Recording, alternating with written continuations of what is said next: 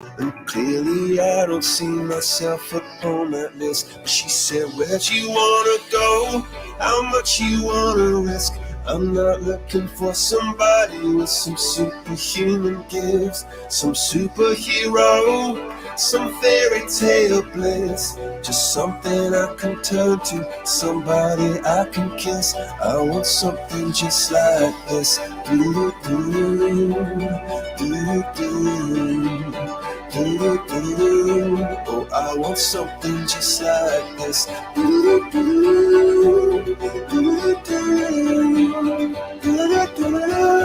Oh, I want something just like this.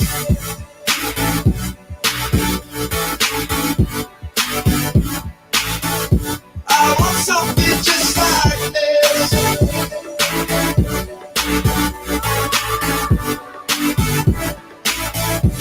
I've been reading books of old, the legends and the myths, the testaments they told, the moon and its eclipse, and Superman unrolls the suit before he lived.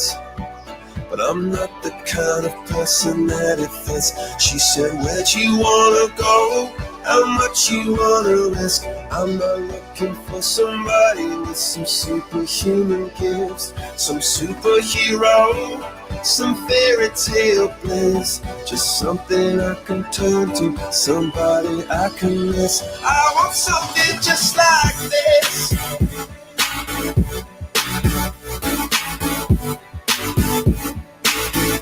I want something just like this.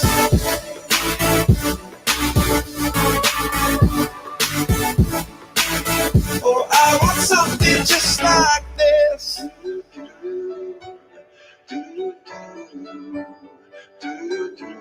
Oh, I want something just like this.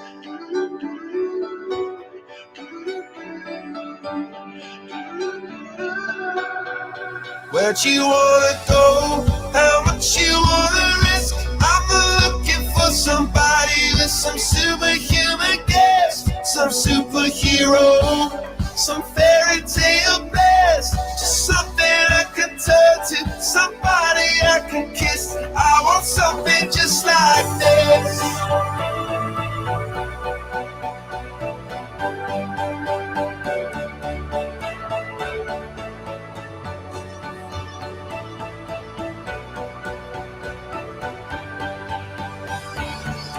Oh, I want something just like this.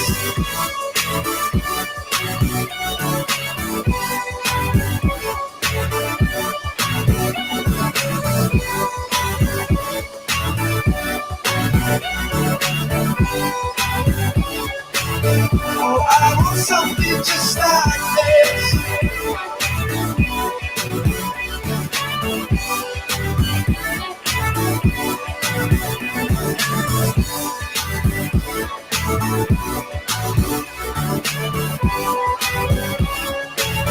Oh, I want something just like this.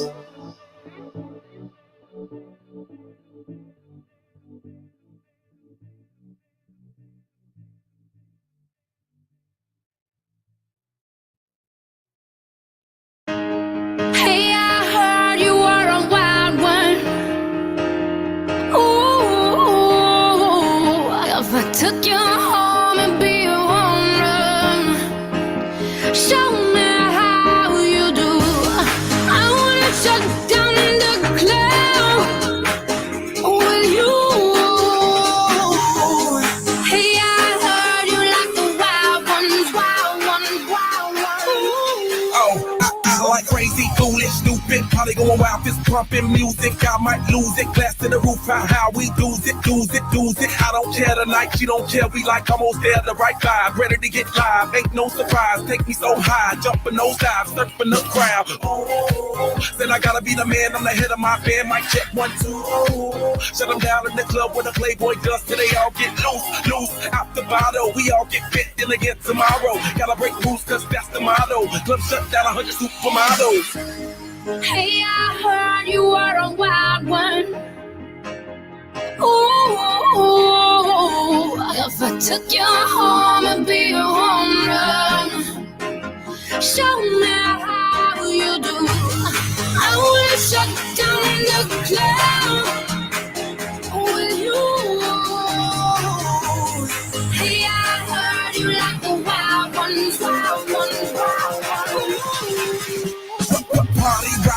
showstopper. More shampoo, #1 club hopper. Got a hangover like too much vodka. Can't see me with 10 binoculars. So cool, no doubt by the end of the night. Got the clothes coming off, then I make that move. Somehow, some way, gotta raise the roof. All black shades when the sun come through. It's on like everything goes. Round life, baby, to the freak it shows. What happens to that body is a private show. Stays right here, private show. I like a mundane, the fucking high pain. Tolerance bottoms up for the champagne. My life, come on, Muhammad, then we hit Spain. Too easy with the deal, we get insane. Hey, I heard you were a wild one. Ooh, if I took you home and be a home run, show me how you do. I wanna shut down in the club with you. Hey, I heard you like the wild ones, wild ones, wild ones. I am the wild one, break me. Saddle me up and let's begin. I am the wild one, tame me now. Running with wolves and I'm on the prowl. Show you another side of me, a side you never thought you'd see. Tear up that body, dominate you till you had enough. I hear you like the wild star. Hey, I heard you were a wild one. If I took you home and be a home run, show me how you do. I wanna shut down in the club with you. Hey, I heard you like the wild ones, wild ones, wild ones. I am the wild one, break me. Saddle me up and let's begin. I am the wild one, tame me now. Running with wolves and I'm on the prowl.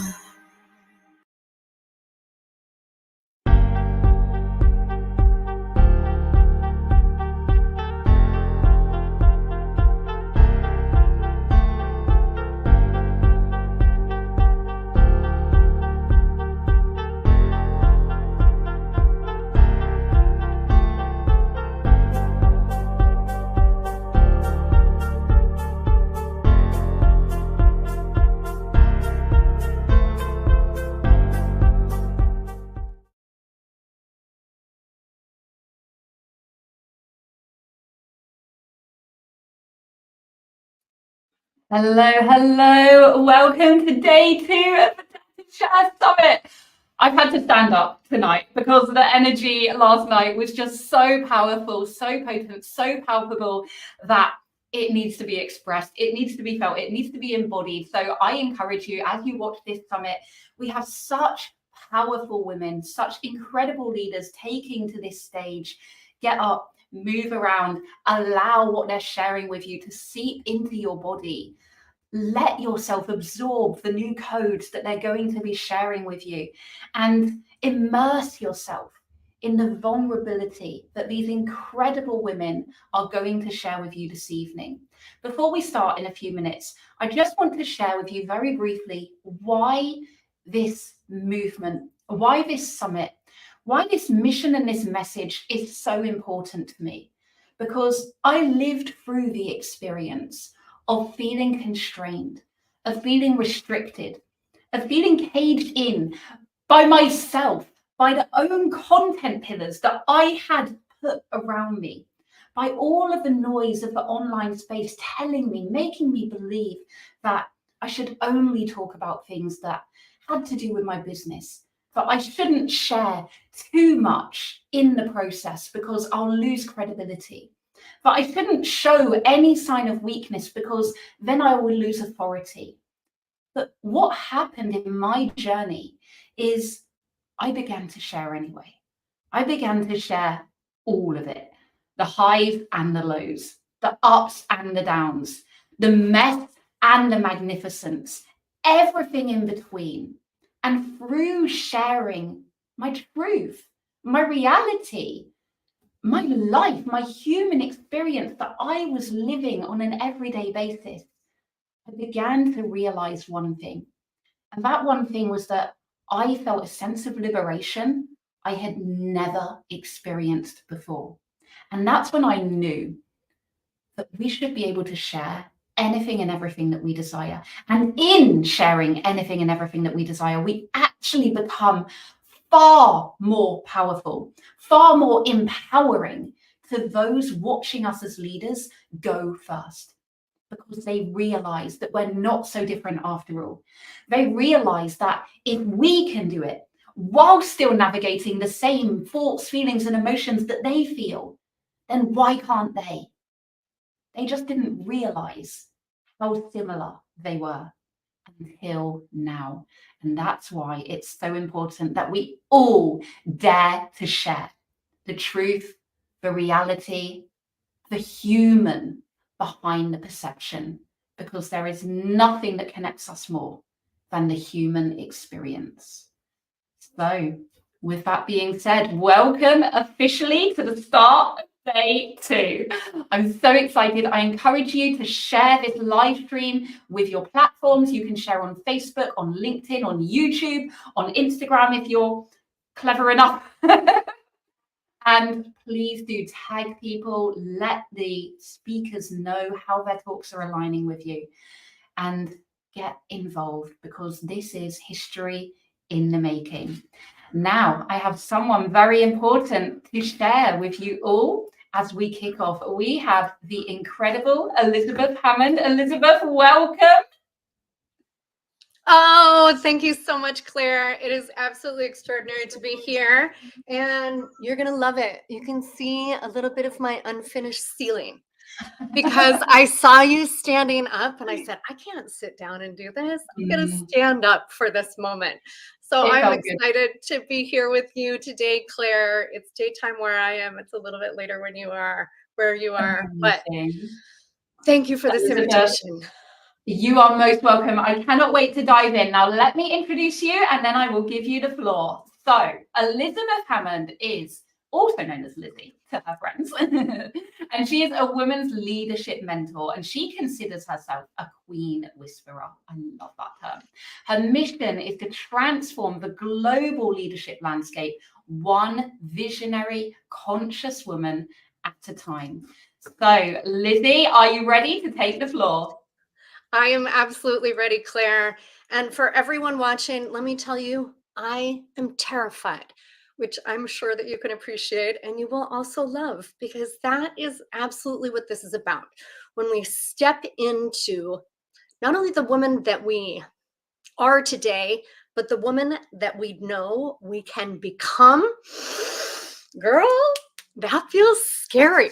So here I am feeling a little bit scared and feeling so excited, because this is a feeling and an experience that I have chosen for myself and that I choose for myself over and over.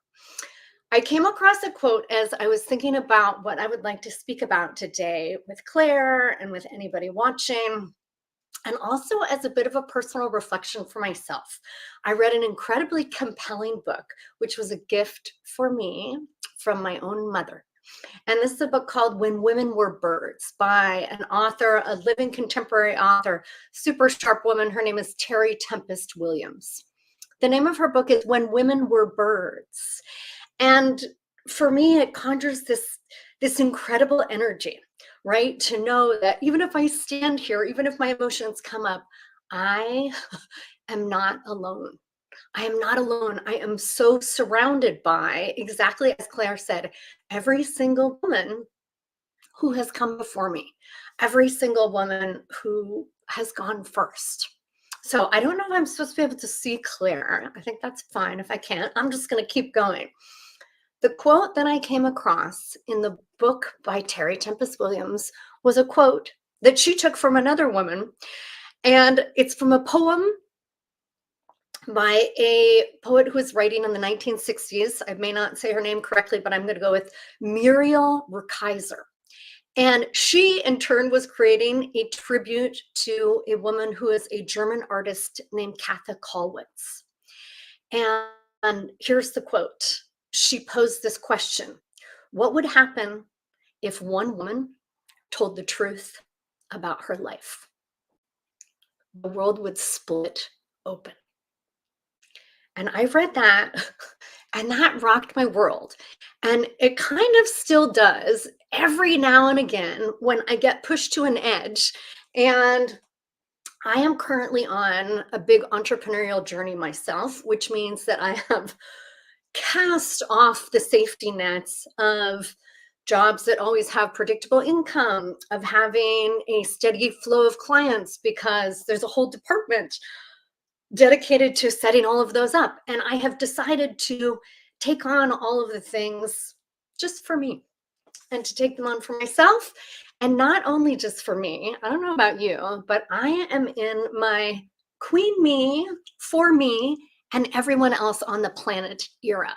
Because I recognize now that I am over a half century old, that everything that I do in this lifetime, which goes by like this, also will create a ripple effect. And so each day I choose my legacy. And that's an ongoing fucking process. Okay. Let's just go ahead and get right into that. I was raised in a family of storytellers. I was raised by a father who is an English professor, a mother who was an English teacher who took some time off to have a couple kids, and went back to school and became a psychologist. And so in my family of origin, I heard, I saw on stage, I acted out in tons and tons and tons of stories. And I was very swept away by how our stories go over the course of our lives. And I also was a little girl who dreamed really big. My mother told me sometime when I was probably in my 30s, she actually asked me if I had remembered that I had walked myself to kindergarten. And frankly, I have kind of incredible memory. I do remember a lot of things. I did not have a standout memory of walking on the first day of kindergarten. With that said, we lived very close by Sunnyside School, a nice elementary school in a small college town. We lived on Sunnyside Hill, and I knew the way. So there I went, knowing that something bigger was waiting for me. And I guess I didn't need my safety net, because there I went. And I recognize that our story shifts as soon as our story becomes part of everyone else's story, right? So I got to kindergarten coming from this household where we read tons of books and poems, and we sang songs, and we told jokes. And I recognized that reading came very quickly to me. And I looked all around the classroom, and I recognized that didn't necessarily come quickly to everyone. And so I would need to wait patiently while some other kids learn to read. That's how it goes for us, right? Over the course of our whole lives, we each move at our own pace, and at the same time, we are part of a collective. Okay, so as we parse out our own path, where am I going with my career, with my relationship, with my business? And we almost need to tell that story as we go along. For a lot of people, and particularly for me, that is where I hit a lot of roadblocks. I would try something out, especially early on in my career, and then recognize that it wasn't necessarily going to give me my happily ever after. WTF. So I will tell you about the very beginning of my career, where I took a job that also scared me a lot. I took a job as a bilingual elementary school teacher. And I worked in an area of the United States in a big urban school where there was a lot going on. This was a community that in many ways was economically underserved. So a lot of families living at or just below the poverty line. Families with different makeups in terms of their racial, ethnic, and national heritage. And enough going on so that for all 30 of my third graders, every single one of them had something each day that frankly made it really challenging to get everyone on the same page, to get everybody excited about what we had to do that day, given that every single one of these minds and hearts and souls and experiences would show up with almost an invisible backpack of their own story, of their hopes and their fears, and where they saw themselves in 5 years and 10 years as an adult. And the fact that that leadership, that responsibility fell to me also scared the shit out of me and pushed me to this edge. So here's something that I learned in that classroom and that I learned for myself over and over and over again. You cannot tell everyone exactly what they want to hear and expect to be right.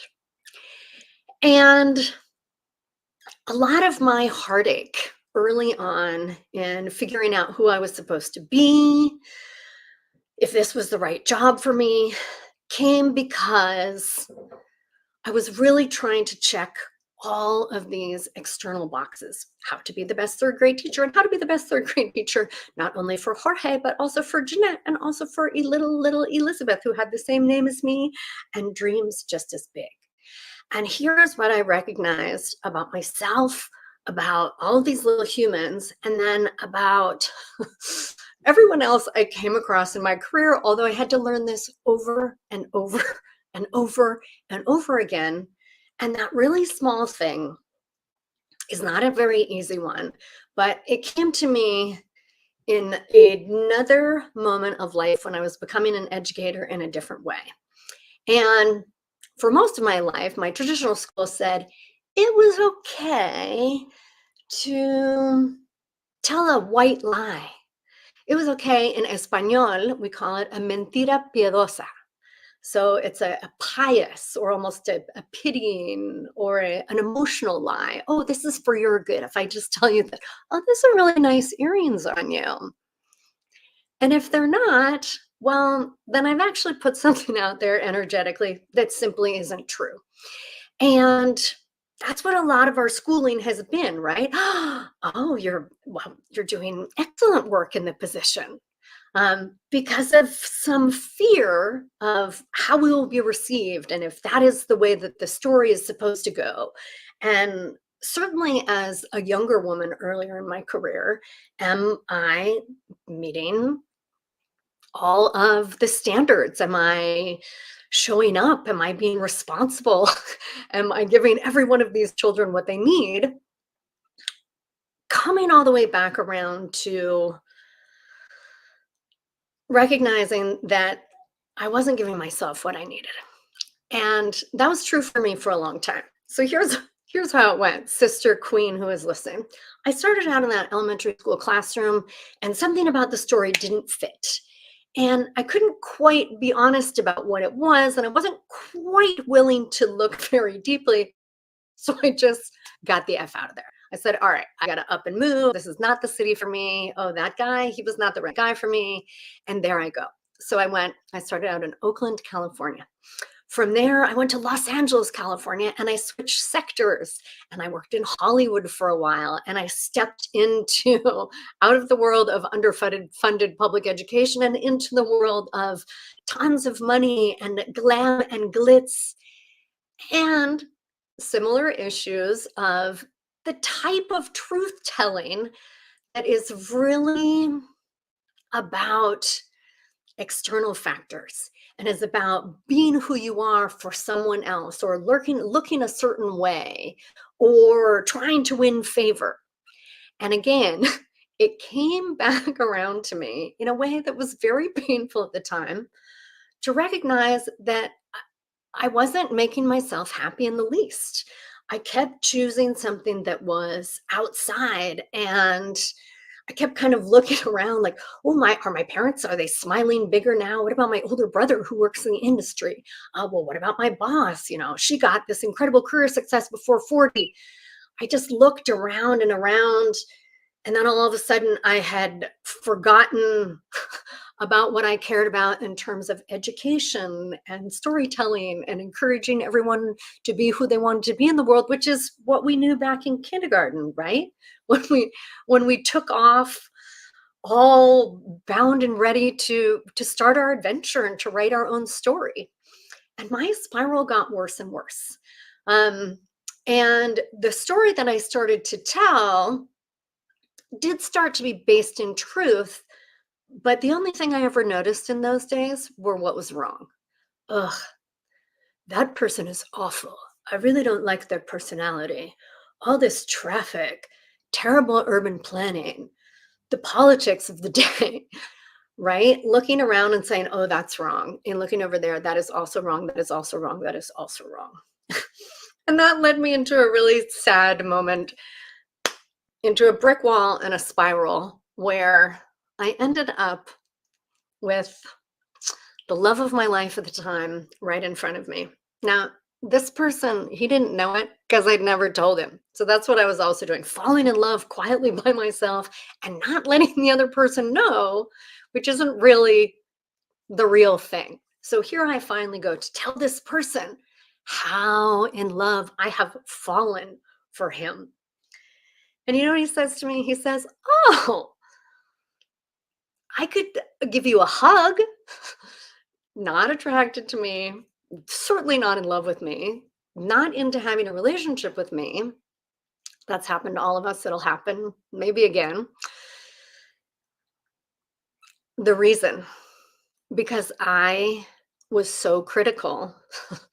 The only thing I ever noticed was what was wrong in the world. And that was how I walked around, and that's how I carried myself. I thought I was very funny. I pointed out what was wrong about other people in a way that was clever and made other people laugh, and also kept me so distance from any of my own stuff inside of here. That was a big one, and it was a real one. And I'm real fortunate that I listened as well as I could when I got that message.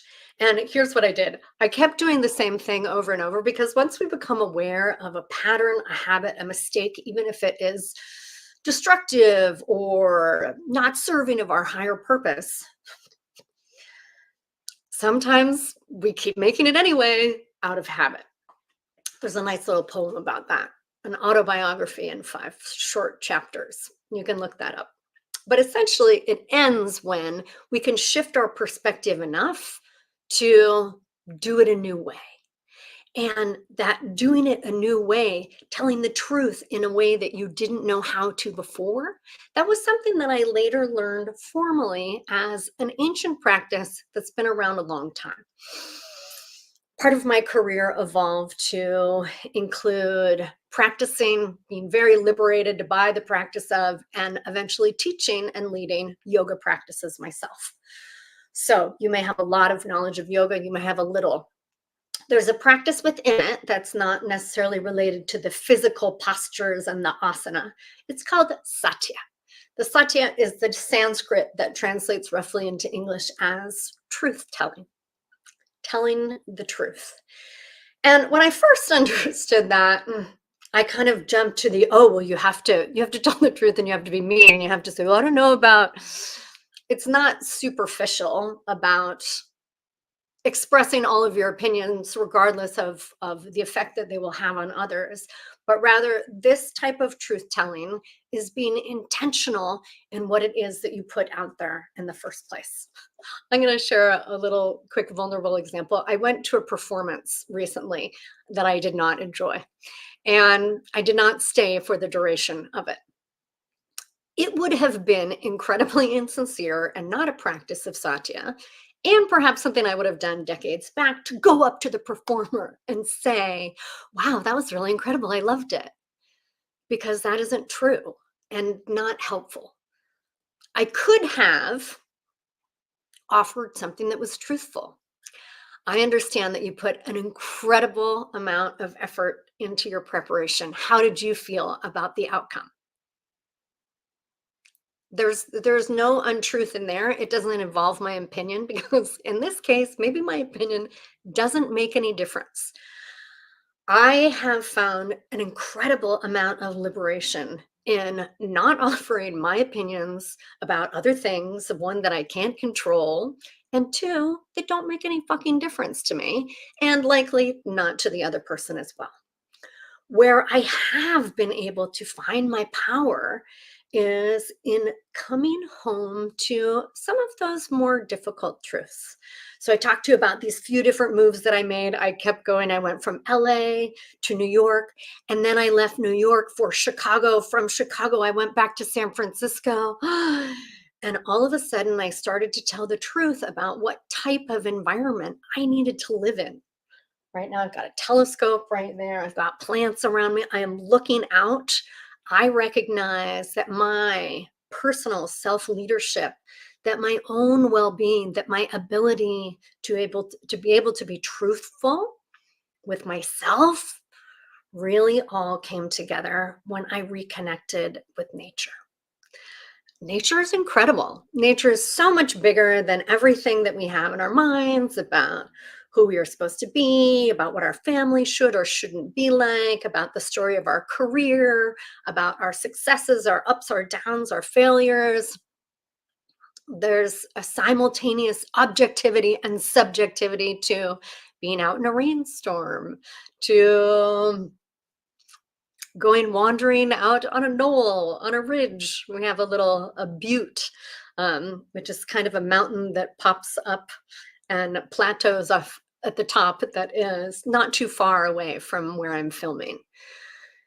That for me was the real satya, coming into the truth of other things much beyond myself that I can tap into when the going gets really challenging.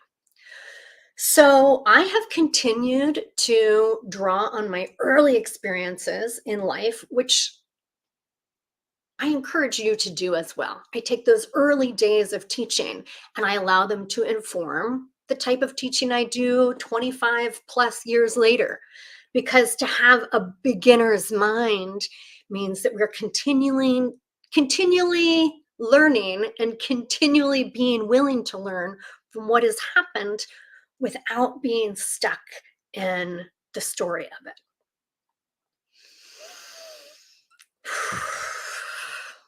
I have a little sip of water here. Let's think about that one.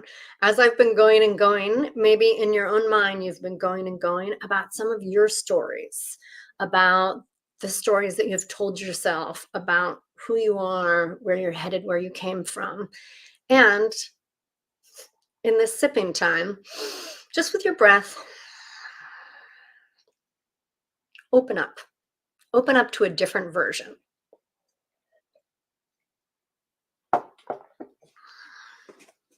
That's the last thing I would like to share with you today as I get ready to wrap up. Staying in truth and at the same time being willing to take a suggestion. So my last suggestion that I would love to share, which is something that I bring into all of the leadership work that I do today, particularly with women, is I sometimes find myself in that downward spiral. And it was suggested to me also by a yoga teacher. I said, oh, I just feel like I'm falling. And this person said to me, all right, well, what if you flew? Right? This literal, like, my stomach has dropped out. There's no more ground. This isn't going to go the way I thought. This is over. This is not, well, what is, right? And sometimes that what is just your breath. Sometimes if you're in in that free fall, taking that breath, here, do it with me, Claire. If you feel moved, just take your arms out. I love that you're standing up. And just using that little bit of physical movement as a way to anchor back down into that truth telling. Whatever it is right now, maybe you're really excited. Maybe you're also fearful because you're about to speak next. Maybe you're at home watching and you're feeling pretty chilled out. But just recognizing that that breath is a pathway to come into that truth of who you are. And when you are aligned with your own truth and able to share that in a way that is conscious and receptive to others, just ask Claire Garner, because you might have a global movement of women on your hands. Claire, thank you so much for this space. Just absolutely incredible to feel into all of this. Unmute myself. Oh my gosh, Lizzie. Wow, that was so powerful. We lost your video for quite a lot of that, but we could hear you perfectly fine. And don't worry, because your energy radiates through any obstacle. Across through the airwaves. Yes, absolutely.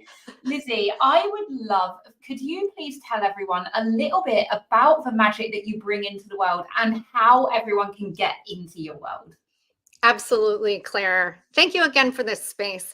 I am a women's leadership coach. I work with concepts of holistic leadership and embodied leadership. And I work with women across sectors, and I sometimes work with women that aren't women. I also work with men, anybody who identifies differently, but who is also looking to really tap into that inner feminine energy and power as it relates to this dialogue about the emerging leadership we need in our world. So I work with women who are launching their own businesses. I work with women executives. I work with high-powered women sitting in the C-suite doing lots of big decision-making. And for every one of those women and anybody watching, there is that invitation to take that free fall, spread your wings, reach in and find that sovereign self and just take off into flight, wherever that takes you.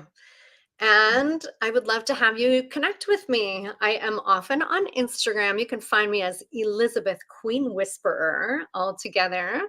My name, as you see it up there, Elizabeth C. Hammond.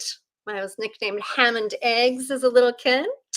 That's how you can find me on LinkedIn, and you can also find me on Facebook, but those other two platforms are mostly where I am these days. Amazing. And Lizzie, would you be as kind as to drop your links in the chat when you come off in a moment so that everyone watching can go and get into your world? I would love to do that, Claire. Thank you so much for this space, and to all of the other women taking this stage. Go sisters. Let's Lizzie, split the world open. Thank you so much, Claire. Absolutely. Thank you so much. Wow, what an act to follow. Now, I know Lizzie lost signal there, but we had her audio, and I think you'll agree, her energy is contagious. There's no way that we can not hear the message in her voice, that we can't hear the story that she's sharing with us, that when we're in that free fall, we just have to take that moment and come back to self, to realize that we don't always have control of the outcomes. We might want a certain thing, but it's out of our hands. And when we release that and we come back, like Lizzie said, to the breath and to the present moment, and we choose to fly rather than to fall. That was the message that I got from Lizzie's talk. And I would love to know, whether you're watching this live or in the replay, what you took away from it. What came across for you in Lizzie's Dare to Share? Because there's so many golden threads through these stories, so many golden nuggets that you can watch over and over again and hear a different message, a different aha moment every single time. Lizzie's just dropped her links in the chat right now, so you can click on those, head over into her world, and get yourself inside all of her magic. So we have another very special guest about to join me on the stage. We have the amazing Sabrina Piergrossi. Now, Dr. Sabrina Piergrossi is a counseling psychologist. She specializes in energy psychology and shamanic healing. She loves integrating these approaches, driven by a desire to fully come into wholeness in her own life and assist her clients into living a truly fulfilling life at the fullest potential of what they desire in their health, their relationships, and their true purpose. She works globally online and offers training and supervision in her own modality, New Earth Alchemy, an integration of energy psychology with multi-dimensional grid work designed to activate facilitators into their true gifts and genius. She believes that as we heal ourselves, we heal the world. And she is passionate about co-creating a new paradigm of what is possible on our beautiful planet. Wow, what an introduction, Sabrina. I am so excited to have you with us. Welcome to the Dare to Share stage. Thank you, Claire. Thank you so much for having me. I'm sitting. Yeah, so you go. No, I was just going to say, I'm so excited to listen to your talk and to have you with us. And I am going to pass over the stage. Amazing. Thank you so much. Thank you, everyone who's here. I am here in my log cabin in the Italian Alps with my fire going and wanting to center into this energy and share it with all of you watching. So I'm hoping that the energy of the place that I'm in, it's a very, very special valley in the Italian Alps. When I saw the dates of the summit, I was so excited to be able to channel it from this place because I knew I was going to be here. So before I start about talking fully about what I'm here to talk about, I want to let you know that I yawn. So my yawn, you'll see me talking, you'll see me yawning. I'm doing it now. It's my way of channeling energy. So my intention is that I'm going to channel this talk. I'm channeling it from my higher self. I'm channeling it from the New Earth herself. I'm channeling it from all parts of me and from this place, the mountain itself as well. And so when I'm channeling, I'm entering a particular flow and my body yawns. And it's a way of healing, of releasing, of resonating. It's my way of my body saying yes. So the fact that this is a summit all about being real and raw and vulnerable, this is me. So just to let you know, I'm not falling asleep. I'm not being rude. I'm not tired. I'm actually energized and following the flow when I yawn. And my body is giving me signals every time. So if I'm saying something particularly resonant, that's where my body leads me. It's like the yawn is saying, yes, Sabrina. Yes, yes, yes. Woo. So let me say a little bit about who I am and what wants to come through me today.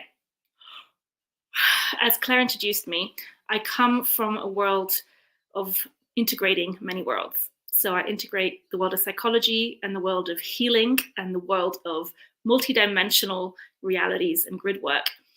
And what I do is I help people heal the blocks of being fully empowered, fully in their full potential, and actually following their true self, their true potential, the truth of who they really are, actually. And so we have so many layers around us, like layers of an onion, like old skins of the serpent, that when we step into the path of actually following our purpose, and I help a lot of people that are basically a version of me at some point of the journey of me. So that includes people that are here to make a change on this planet, to actually shift the energy and the paradigm of this planet. And so when you put yourself out there, and it includes a lot of courage and bravery to decide to actually, let's shift the paradigm of this planet.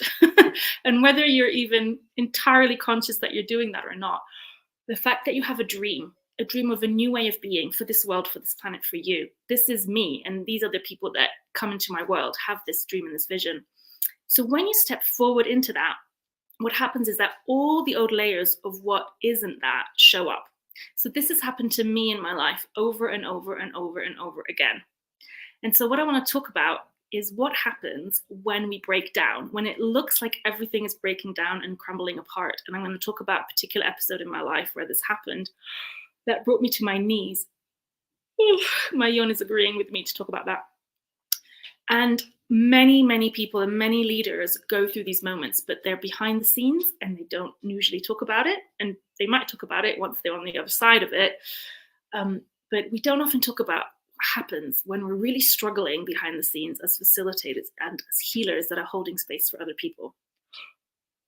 So one of my zones of genius that I help people with is healing the emotional root cause of the physical health issues that they have. And I work with a lot of empaths and sensitive people like me that happen to often have a lot of stuff show up in their bodies.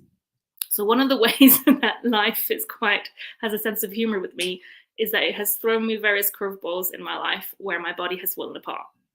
And when I first started learning shamanic healing, I went through a massive transformation with my body health. And that was like back in before 2012 when I started my journey with shamanic healing. And I remember coming out of that 2 years deep process with the medicine wheel, feeling like I had a completely new body. And I just jumped into the world feeling completely free. I had shed so much. I was so liberated, and I thought I was done. I thought I was done with that. And I learned more and more modalities to help people with physical health stuff and the emotional and spiritual root cause of that. And then I was at a point in my business last year, just before March last year. Oh, I'm getting lots of yawns as I talk about this, where I was going through another up level. So I was going through another up level where I was ready to leap into a bigger version of me, more empowered, in my power, in my authority, and showing that to the world, so more visible. And I was feeling really like on fire, like I was flying. I felt like I was ready, I was flying. And I put a retreat out into the world that was going to happen here in this amazing log cabin in the Italian Alps, which is my shamanic and spiritual birthplace, where I learned so much, even before I knew that I learned it, around connecting deeply with nature and myself. So every time I come here, I come on retreat with myself, and I go deeper, and I claim new bits of my spiritual gifts and my energetic gifts. So I have run a retreat here before in the past, and last year I was getting ready to launch another retreat. So I just finished the whole landing page. I had put my prices up compared to what I'd done before, and I was ready to fly into my next level. Finishing touches on the landing page, ready to go. That evening, I go dancing, Lindy Hop dancing, which is one of my favorite dances. I am flying on the dance floor. I am dancing with an amazing dancer who's a teacher in the community that I'm in. Danced with him a million times before. I've done this a million times before. I put my foot down wrong, and crack, I break my ankle and tear my ligaments and all sorts of things. That agony in that moment. My body remembers this. The shock, the pain. I didn't know it was broken initially. I thought, oh my God, please tell me it's just a sprain. But the kind of pain I had, I knew this was most likely broken. So this retreat is in this place that I'm talking about now, where this retreat was going to be, which is here, is a place that you can only hike to by foot, an hour and a half hike up a mountain to get here. So that evening, I break my ankle. Do you think that's coincidence? So as I'm talking to you right now, I can feel my ankle tinkling, talking to me and saying, hi. I'm laughing with you right now, but I wasn't laughing then. So I basically ended up, not just on the floor of the dance floor, but in my life, I ended up on my knees. I ended up deep down. Not only did I break my ankle, I completely crashed. So in the past, the history of my physical health stuff that I'd had showed up as fibromyalgia and chronic fatigue type symptoms, so pain and fatigue. So when this ankle broke, it's like all my power left me. And just before it happened on the dance floor, I could feel that something was off in my energy. Something was out of kilter. And it was like I was on this trajectory where I actually was out of alignment without consciously knowing that I was out of alignment. Like something was not vibing. And at the time, I did what a lot of us do. I kept pushing through. So the doctors had said I was going to recover in 6 weeks' time, which is completely unrealistic when you have a double fracture on an ankle. And it took a year effectively for me to be able to be absolutely fine and walk fine. And I'm still doing rehab as far as being able to go back to dancing and stuff like that. So I kept pushing through, thinking I could still get this done. I could still do this retreat. I could still pull this off. Absolutely not. And that's when my body kept getting more and more fatigued. It's almost like there was this massive energy, this massive wave that was trying to stop me from, it was trying to stop me. It was trying to stop me from going forwards. That's how I interpreted it. It was like, I thought I was flying forwards and something pulled the brakes really, really strongly. And there was like a ricochet back. And so I ended up being forced into surrender. I disconnected online. I didn't even share about what I was going through. It just felt too vulnerable, too raw. I felt really down. I'm sure I felt depressed at the time. There were moments when I was just like crying and sobbing on many occasions. And I still had my regular clients. I still had my regular programs. I kept doing all that. That's what gives me life, joy, energy. And that felt beautiful to do. And I kept doing that. But what happened was inside myself, I went, and this I think is going to feel probably familiar to many. So I'd love to hear from you in the chat if any of this resonates with you. But I basically felt like I was a big fraud, because here I am, a healer. I help other people with their physical health stuff. And I descended into this deep fatigue where I just felt like I couldn't come out of it. And even when I did some healing sessions with others, it wasn't helping me to get out of it. It's like my body, some part of me wanted me to go deep into the depths of this. It's like I went deep into the void. I went deep into ego death, I now realize, stripping me bare of everything. So everything that I thought, okay, I thought I can heal anything. I can do anything. I can achieve anything. Here I am flying. And it's like all of this forced me down into, oh, no, you can't. Oh, no, you don't. Oh, no, we're going to humble you deeply here. So there's probably infinite interpretations that we could make about this event, why it happened, what contributed to that. I could do many, many hours of talks on this. I think the key aspects of this was some part of me wanted me to experience a deeper level of surrender. I'm getting a yes, you on that. The other thing that happened is there was a part of me that was still running the show, or trying to run the show, that was actually a very young part. So in psychology, we talk about the parentified child. So the child that ends up having an emotional role as a parent when they're really young. And many intuitives and many healers, many people that go into the caring and therapeutic profession are often that, because they were often that as a kid already. And they probably came into this world with that kind of propensity to want to care for others. So when children see the adults in their life being in pain, they intuitively, instinctively try and reduce that and give so much of themselves to that. And that's just a natural thing that many of us do. And it actually is my genius and my gift, right? But part of my journey in my lifetime has been about learning about boundaries, energetic boundaries, emotional boundaries, spiritual boundaries. I'm getting a burp on that one. That's like 10 yawns in one. And I didn't have them growing up.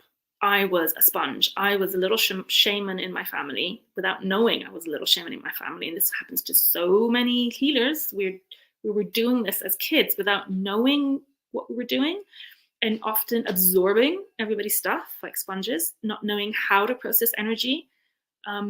Because those of us who grew up in a Western world didn't get any energetic hygiene on this kind of stuff.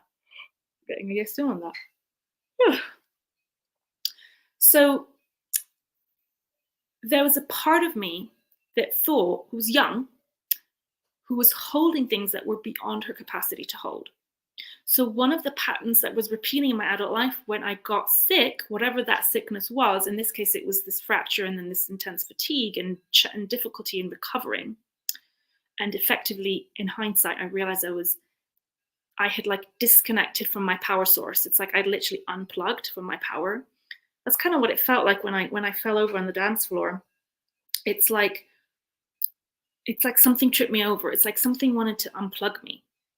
And the part of me, the young part of me, who was doing things way before she had the capacity to hold them, was part of what was also running my business. And this happens to a lot of leaders, probably all leaders, unless they've really done the deep work, is they do that because they're really good at it. It's their genius. But they were doing that when they were young, when they often weren't fully ready for it, really. And what was happening is that she was holding so much. So she did not want me to bring more into my business. She didn't want me to have more success or more clients, more visibility, more demands. Any kind of more work coming in, showing up, being in my authority, growing my business, growing my community, growing my training program out there in the world would have meant more demands. And that child was already burnt out. And that child was the one that was showing up again and again sick, because that was the only way she knew how to express her needs. It was the only way she could say no. Gabor Mate has written a very powerful book on this, When the Body Says No, and looks at autoimmune issues, so many autoimmune issues, especially with women, not only women, of course, but women have a propensity to this, conditioned in society to not know how to say no, or not feel able to say no, or not feel safe or allowed to say no. And so the body does it for us. And I knew all this intellectually already. My clients, I was working with my clients on this stuff regularly. I still do. that's why I'm really good at doing what I do, is because I've experienced it in my own skin, in my own body, in my own relationships, and I've gone on a deep journey around this. So what was fascinating to me was to see this part of me shouting louder than ever before. She had more to let me know about. And I think it's very easy to look at these things and call it self-sabotage and say, oh, this was self-sabotage, right? There's a part of me sabotaging me, doesn't want me to go bigger, wants to keep me small. Yes, and we could talk in those terms, and that's one way to look at it, which is, I believe, there's definitely truth in that for sure. But I also think that what she was trying to show me at some level was, you need to completely change your whole energetic and psychological and emotional structure here on how you're going to hold stuff if you're going to grow sustainably. Because I see a lot of leaders that grow and crash, grow fast, quantum leaps, and crash, either financially, or their relationships fall apart, or their health falls apart. I've worked with high-end leaders. I have them as clients. I see what happens behind the scenes. You don't get to see this usually, often. They are struggling with really serious health issues, with serious relationship issues, with serious issues in their business, with colleagues, with people that they entered into partnership with effectively relationships. Why? Because we are still humans on our healing journey, and we can put ourselves out there, but we're still bringing with us our young parts and our traumas and our defenses and our unhealed stuff and our unconscious stuff. And there are layers to the healing journey. So you can have done a lot, but there can be a deeper layer. And that does not make you a fraud. That makes you someone who's committed to going really, really, really deep. And in my experience, when we're ready to hold space in a much bigger way, in a much more potent way, this is what our unconscious does. And I don't think it's just to stop us because of old conditioning, but I think it's because these old skins want to come to the surface because they want us to shed them, to heal them, to see them, to love them, to shed them in love. That's what New Earth Alchemy is. It's like we're alchemizing it without denying or resisting or pushing anything away, transforming that energy, that old energy, into energy that can be used for something else. And so the ego death I went through was, I still had parts of me who thought they had to do it. They had to do it all. It's too big. The vision I have for the New Earth, it's too big. It's too big for a human to do it. It's too big for an ego to do it. It's certainly too big for a 3-year-old to do it, or a 6-year-old, or whatever. So they're going to stop you some way or another. And so what this deep surrender did, I'm getting tingles on my crown as I speak. What it did is, by unplugging all my power, it's like my human couldn't do anything anymore. Like my human was just spent. What I did do is a combination of deep acceptance. So there was a part of me that had to like embrace, what if this is it? What if I never heal? What if this is my story? Now, there was another part that was like, fuck this, I don't want this to be my story. I know I can heal anything. I know we can create anything we want in our reality. This doesn't have to be my reality.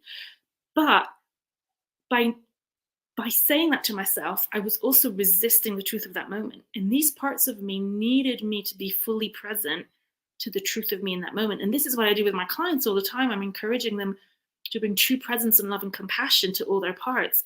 And we can't do that by jumping ahead to the new reality. We have to first, this is the paradox, fully embrace and love where we're at, which is often not where we want to be. But we can't skip this. We can't skip the deep love and alchemy that happens with being fully present in our bodies, with the pain, the discomfort, the grief, the despair, the hopelessness. I've seen so many of my friends who are amazing healers go through these things, through different phases where they had to touch deep despair before they could come out as a much deeper human being, able to hold space in a much deeper way for people suffering. And unfortunately, when you're right in the depths of it, there is nothing that anyone can do. There's nobody that can fix it. You kind of have to go there. This has been my experience personally. Now, what this has helped me do again and again in my life, because this wasn't my first rodeo with a big health crisis, is it just helps me trust my clients' process so much more every time, because I do come out of it stronger than before. So this time, each time I come out of things much quicker.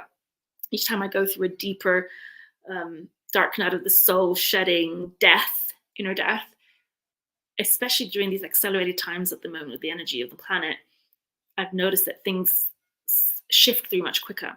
But that's what happened, is that this is how I developed my modality. I wanted to find out how I could go deep and honor the process of what wanted to happen, but also be able to release those old skins as quickly and effortlessly as possible without staying stuck. Because I noticed when I went through that deep crash, there was a part of me that was very tempted to just stay there. And that was the young part that just wanted everyone to fuck off, because that's what she wanted as a kid, but could never express it. She wanted everyone to fuck off, and the only way she felt safe was to stay in her little bubble. And by not, by being powerless, it was her way to defend herself against anyone wanting anything from her. Now, the problem with that strategy as an adult is that was stopping me from living the desired life I really wanted to live. I want to be full of energy. I want to run through the fields. I want to dance. I want to be full of joy and vitality and serve the planet and feel fully looked after and not work hard or burn out, and just do it from a place of joy and flow and effortlessness. Now, that is what I'm experiencing right now. Does that mean I'll never go through this again? I can't say that. I don't know that. Probably not likely. But I know that every time I go through one of these sheddings, it feels easier each time, because I've made friends with surrender, and I've made friends with detachment more than ever before. I'm still human. Oh my God, I still get attached to stuff. But I can sort of notice it and catch it sooner. So what has happened now is, as I've shed all these layers that have come up, right? So we leap, we want to go into the future of our ideal, the highest timeline that we're calling in. Everything that is not that shows up, all the density shows up, and it often shows up through the body. As we learn how to alchemize that, in whatever way is our way to do it. Like, I found my own way that works for me, and everyone has potentially their way of trusting that process. Then what happens is our vessel becomes more and more clear. So my vessel feels much clearer now, much less cluttered. So now my true essence can flow through. So my higher self can fully flow through me now and guide me. So what happens now is I am much less the one doing things, and that there's this energy coming and doing through me. So this surrendering has enabled me to let go of control. And then my ego once in a while tries to control things again. And I'm reminded by whatever triggers me in my life and in my environment, okay, time to let go. Time to let go again. And it's getting quicker and easier to let go. So I'm super grateful to all the times my body has broken down, because it has actually led me to a deep, deep, deep well of resilience deep inside me that can hold extremes. Extreme joy, extreme pain, extreme despair, extreme love, extreme numbness, extreme, all of it. So I am living more and more from a place of this other energy filling me up and working through me, rather than me, Sabrina, and certainly no longer child Sabrina, doing the work. So child Sabrina can now relax and play, and we have healed my relationship with her, and so she's no longer shouldering it all. So anytime she starts thinking that she's got to do it, which is less and less and less, it's usually a sign when overwhelm shows up. But now I have a real established relationship with her, and I've also created a really safe New Earth grid structure that can hold us all. So there's something much bigger holding us, so she doesn't have to hold me and the rest of us. So that's been the huge, huge shift that's happened. And the other thing I want to share about this is what I mentioned already with Claire in the little intro video that we did before this talk, which is my favorite mantra that I say all the time. What is in the way is the way. So what we think is the problem is actually our medicine. So I could have thought that the fact that there are parts of me that will talk to me in this kind of violent way, breaking my body down once in a while, to be the problem, or I could see this whole experience in the way I learned to face it and live it as actually my medicine and very deeply part of my medicine. If I can love those parts and those experiences truly deeply and see gratitude in those, the world is my oyster.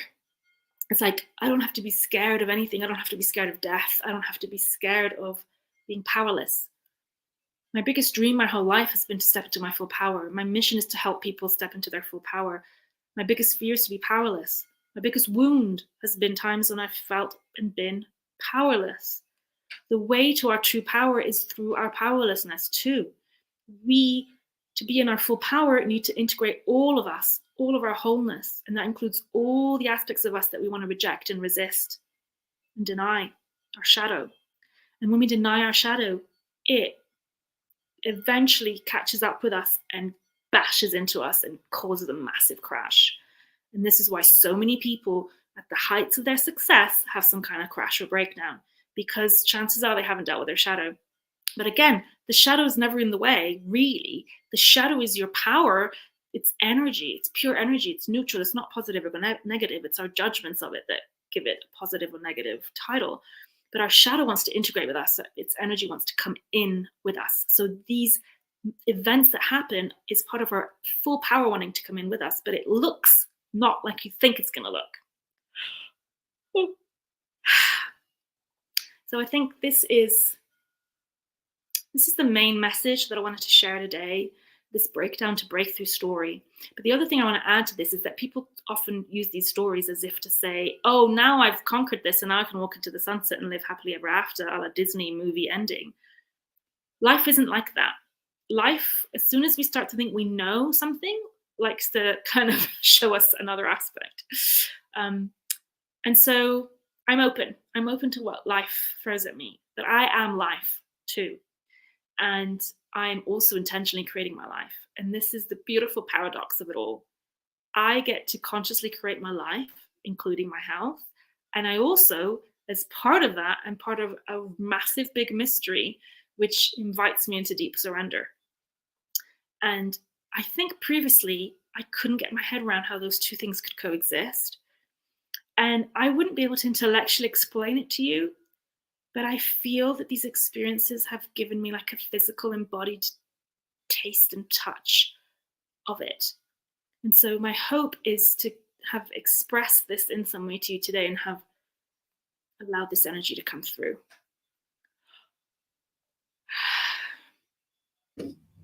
Sabrina, wow, I loved that talk. What is in the way is the way. Love that. And I love your yawns. And that it's really beautiful to watch you talk, because it's like your body's talking to us as well as your voice. It's actually really, really beautiful to watch how you express, not just through words, right, but through your whole vessel. Oh, thank you for saying that, Claire. I just want to say thank you to my vessel, to my body, because I've been so harsh on it. I thought it was letting me down so many times, you know. It's been a bit of like a love affair with my body story. Do you know what I mean? Oh, I do. Sabrina, could you please tell everyone a little bit about the magic? I know you've touched on it briefly, but tell us a little bit more in depth about the goodness that you bring into the world and how people can come and get into your life. Ooh, okay, I'll let the yawn speak. So I work one-to-one with New Earth leaders who want to step into the next level of what they're doing and want help with all the shit that happens when you do that. So I'm the shaman in their pocket that helps them clear everything that's in the way, heal the stuff that comes up, integrate the gifts that are coming through to make it much smoother and easier than what I went through, basically, while still holding the human lovingly. So I love working one-to-one with New Earth leaders in that capacity, because it makes them, you know, everyone needs someone like that in their back pocket, I think, especially when you're working at that level. And then in my groups, I have an amazing apprenticeship, training, mastermind, a hybrid of all of that people can join. I'm going to open the doors now. I'm imminently opening the doors at the moment for the new bunch of people to start in November. So the best way to find out more about it is to follow me. I'll add my links in a bit follow me on social media, Facebook and Insta, and join my list. I have a very simple business model. If people join my list, they get into my free group, they get a bunch of free healings and stuff in there that's already there, and they can get to hear about what I'm doing. So that's like an easy one place to go. But the main point is for people that are healers and facilitators that want to really heal their stuff deeply and get supervision on their work and activate their gifts all in one. I have this training program for that covers all of that. And I have, what else have I got?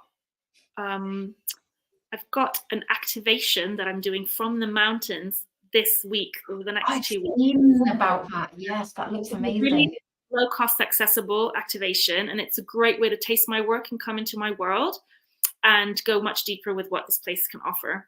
So all those can be found on my Facebook and on my list. Sabrina, wow, just incredible. For you guys watching, Sabrina will put her links very shortly in the chat, so make sure you go and head over to those, get into her world. Highly recommend that activation. I haven't heard it yet, but even just seeing you and hearing you and knowing you behind the scenes, I know that's going to be so powerful. Sabrina, thank you so much for joining us today, for daring to share your own truth, your own story, your own real and raw leadership, and of course, your own vulnerability. Thank you so much, Claire, for having me. Really grateful. Thank you for bringing me. Welcome. Thank you. Bye for now. Wow. Okay, we are not done. We have still got 2 more incredible leaders taking to the stage this evening, or daytime, depending on where you are. So next up, we have the amazing Cassidy Farris. Now, Cassidy is a feminine leadership expert, a transformational leadership mentor, as well as a master breathwork and somatic facilitator, founder of the Divine Fempire. Just love that word. The Divine Fempire is her growing global movement where she mentors premium leaders and trailblazing business owners in lending their lives to God and leading their impact-driven missions in alignment with their deepest truth, body's wisdom, and heart's intelligence. Her greatest mission is to steward women into their richest, most delicious felt experience in body and bank account so they can be of greatest service to the world and live and leave the divine legacy of personal excellence, leadership, and love. Wow, what an incredible introduction to Cassidy. Cassidy, welcome to the stage. Hi, Claire. Hi, everyone who's joining live and watching the replay. Thank you so much. I'm so excited to be here. Let's just all take a breath here to just ground in. I know that we've received so much goodness from all of the speakers throughout the summit yesterday and today. But let's just land in our bodies here. So if you want to close your eyes, you can also just take a seat wherever you are at and just simply find an easy, gentle inhale in through your nose, filling up your belly, drawing your breath all the way up to the heart space. And take an open mouth exhale, side out, let it go. Just release it here and feel the breath and the presence of life force energy moving through you, holding you and supporting you. Take one more juicy inhale in here, filling yourself up, feeling the heart, feeling the God presence within you. Open mouth exhale, release, side out, let it go. And let that breath, let this moment just land in your body. And let us remember together that we are all exactly where we are meant to be, right here in this very moment. And so I am so excited to be here with all of you today to share some untold stories within myself and my journey into who I am today and how God built me into the leader and into the facilitator and into ultimately the steward that I am today. So responsibility has been a really big part of my journey and really big initiations within myself and my leadership. I am someone who loves to travel. I am someone who loves to explore. And I'm also someone who used to run from responsibility. anything that came into my life in which I felt responsible to hold, my nervous system went into a freeze state and into a flight state, meaning I liked to flee. I didn't like to flee. That was my nervous system's coding and how it responded to responsibility. It was like, nope, I am good. I am not, no, thank you. And so this was 2018. So let me do math, 6 years ago, I think. In 2018, I left the US, where I am from, and I moved to Spain. And I was going to I bought a one-way ticket. I was teaching English there. I was set to live the European, Spanish, Mediterranean dream life. And I was so excited. I was like, this is it. And what I didn't realize at the time, what I was doing was actually fleeing a lot of things that the universe, God, source, was asking me to be responsible for and to explore and to heal and to grow from. And I was like, no, thank you. I'm going to move to the other side of the world instead of doing that. And it was masked as something that was like fun and exciting. And it was, because we are humans, we are here to experience life. Pardon this kitten that is just doing its own thing behind me. But we are here to experience life, yes, and the intention for which we move through life is really important. And I moved to Spain. I was having this hot girl summer. I was having this, European life, a dream thing that I had tried to manifest before I even knew what manifesting was. And while I was there, I began to have, actually, before I even moved there, I had been struggling and really being, just struggling with stomach issues and gut health issues. And when I got to Spain, I was like, yeah. And then once I settled into my life there, it got debilitating.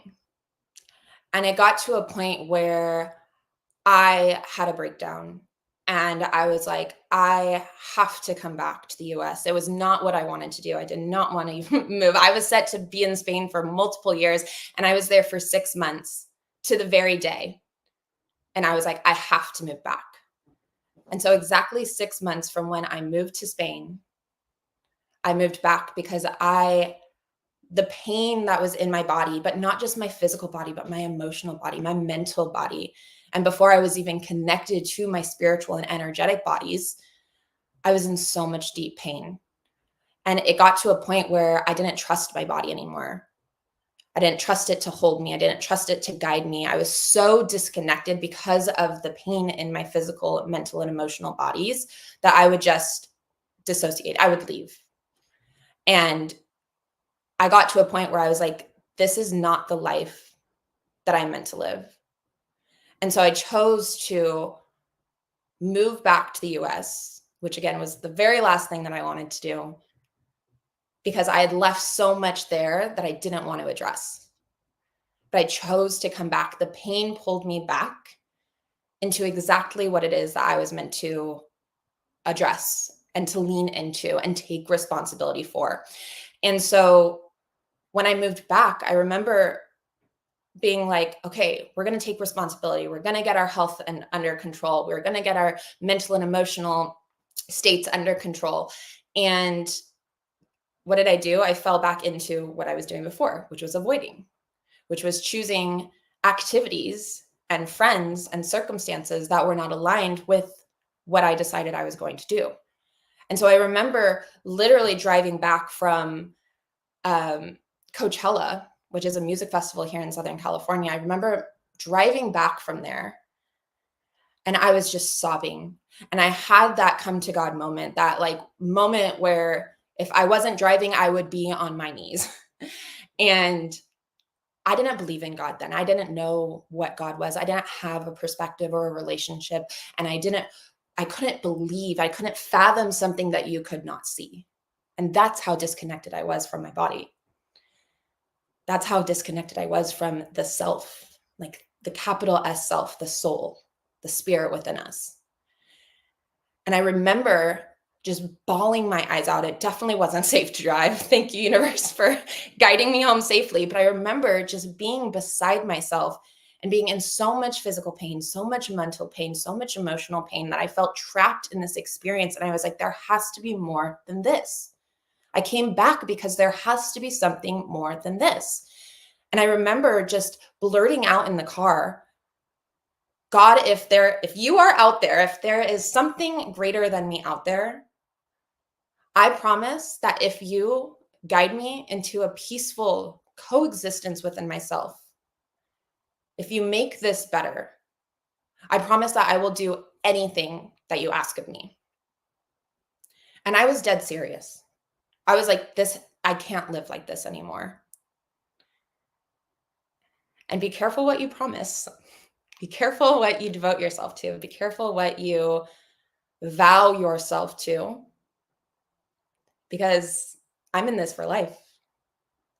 And God was like, okay, I'm listening. If you're promising, we're going to go far. You have no idea where I'm about to take you. And so I went home.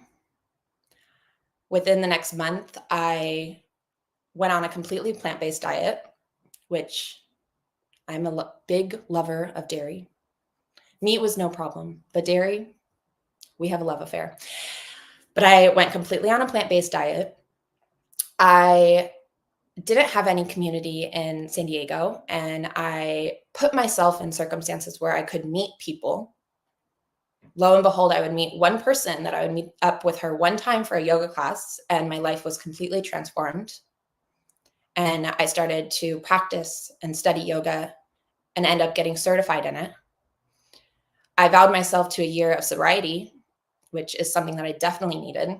And what I honestly assign the reason that I'm so connected to my body is because I know exactly what it feels like without having anything extra and anything outside of it, inside of it. And so there were so many changes that happened so fast that, of course, I experienced that change so fast. I experienced deeper peace in my body immediately. I learned, I really went through the journey of the layers within us. And so it goes physical, mental, emotional, energetic, spiritual. And so I started to travel down those layers into the self. And I started to create that internal experience that I had prayed for and dreamed of. And I didn't even know that it could be so peaceful. And I started to address and begin to heal and integrate parts of myself that I had for so long felt shame about. I had for so long neglected and put to the side and didn't accept and certainly didn't love. And I began to accept them. And I began to then befriend them. And a question that I would come back to time and time again, like every single day, was how kind can I be to myself today? And then it moved on to how kind can I be to others? And it began this self-compassion practice within myself, which then led to self-trust within myself. And again, I didn't trust my body for so long because it felt like it was betraying me. And so it was this journey, this reclamation of trust within myself. And then it moved from being trust within myself to knowing, because I began to heal my nervous system through the yoga, and then through finding meditation, and then finding meditation into breath work. And breath work is where I really came home. And it is why I share this modality and why I have been chosen to steward this modality into the lives of my clients and on a greater scale, the world, through my mission and through the work that I do. And breath work really is where I came home. And I began to heal my nervous system. And as I began to heal my nervous system, I began to experience a different and deeper connection to the God within, to the divinity that lives within me. And the more that I was in communion with that, the deeper that relationship became. And the greater trust that I had within myself. And then it went from me leading this mission to me being the voice and the vessel through which God moves that mission. We each were created to be the voice and the vessel to carry whatever mission we have been assigned. And we often talk about leadership. It's kind of become a buzzword within the industry. Rightfully so, because we're moving into that consciousness where leadership is no longer a choice. It is a duty. It is a must. It is a necessity. And those of us who have been called into positions of leadership and assignments of leadership, it is everything for us. But we are also now moving into a leadership beyond what we've known it as, and that is stewardship. And in order to be the steward, which the definition of steward is to be responsible for something, to carry, to hold something that is assigned to us, in order to be able to do that, we have to be connected to the body. Because the vessel is how God moves through us. The reason that we as souls have this human body, this human vessel, is for God to move through us. The reason that we're here in this lifetime is to bring change and impact, to be the voice and the vessel through which God moves. We were crafted by Source itself to be the hands and the heart, to breathe and bring these missions to life. And that is where the responsibility comes in. Yes, I chose to come back from Spain, from my European hot girl life, to take care of my health issues, my physical and mental and emotional health challenges that I was experiencing. Yes, and the ultimate responsibility that I can only now see from being on the other side of it was the responsibility for my mission, the responsibility for my leadership, and the responsibility for my stewardship. And mark my words, stewardship is about to become a buzzword, because that is exactly where we are headed. The frequency of leadership is rising into stewardship, because stewardship is our spiritual responsibility. It is our spiritual mission. Personal excellence and connection and reclamation of our body is our spiritual duty, because it is how God moves through us. And whatever your relationship is with God, whether that is religious or spiritual, we each have our own internal experience of God within us that is beyond any book or sacred text. It's called gnosis, Gnosis, gnosis. It's a Greek word, and it means to know through direct experience. And that is our responsibility as leaders and as stewards, is to know God through direct experience. And that is only possible when we are connected and in communion with our body and with our somatic experience. What lives inside of this body is our truth. It is our wisdom that was gifted and entrusted to us by God, by Source, by the divine, the universe, whatever word resonates, whatever word you identify with. We were each given our own codes. We were each given our own knowledge that we are here to facilitate and steward out into the lives and into the hands and the hearts and the minds of all of those that we are here to impact.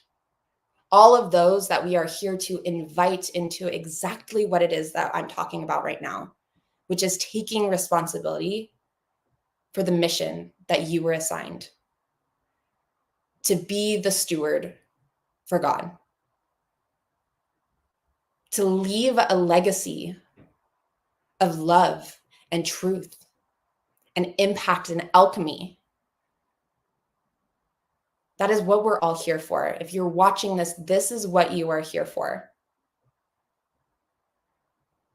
And so the initiations into those are going to look different for all of us.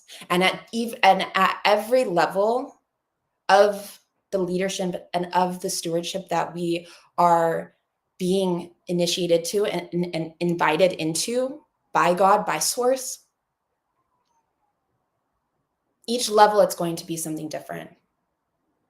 And this is where the nervous system comes in and why breath work is so powerful and so potent.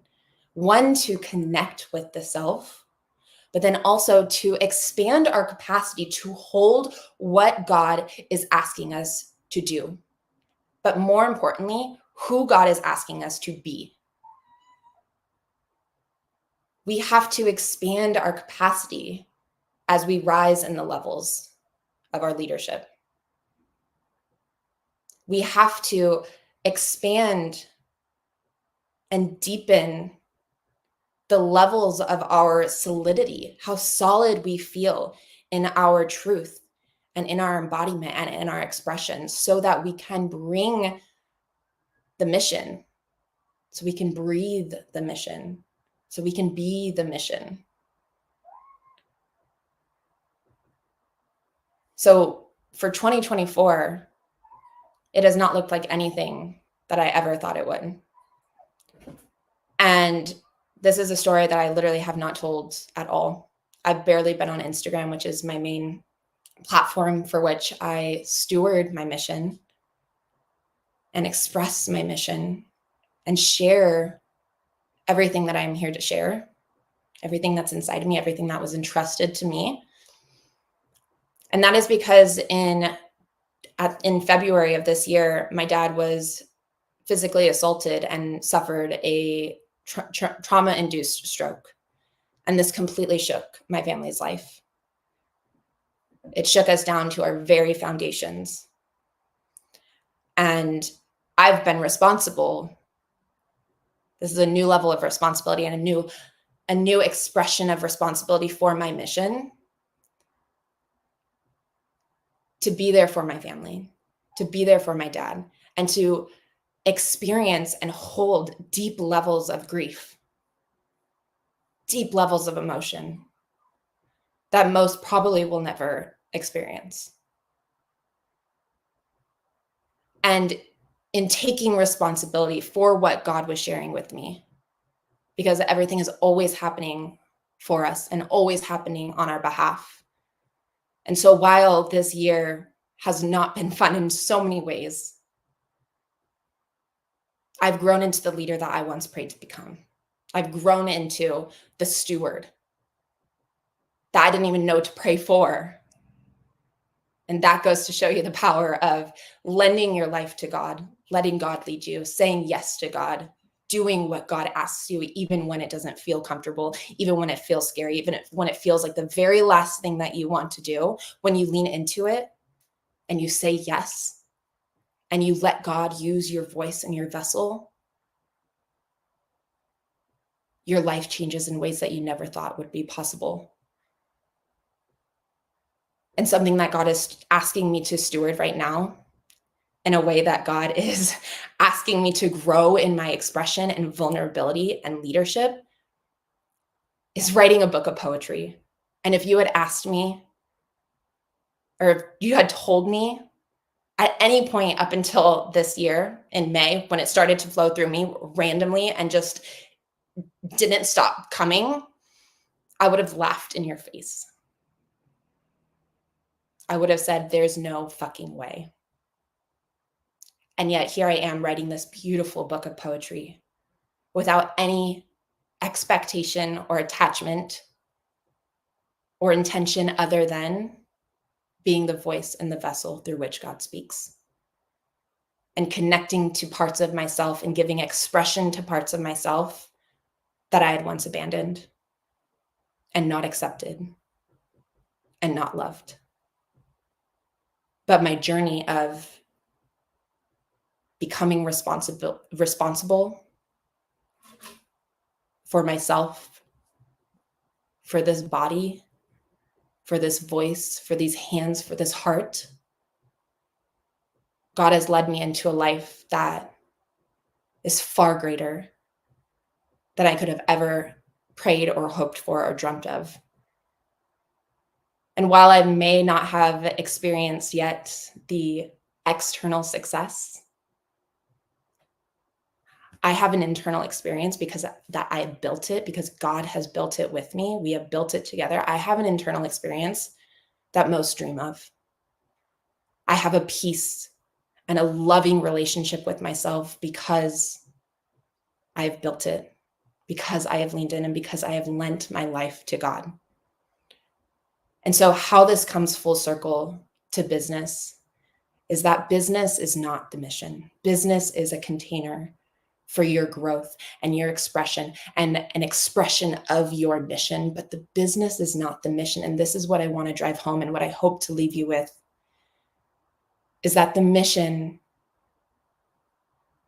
is lending the life to God. The mission is being the hands and the heart for which God moves through.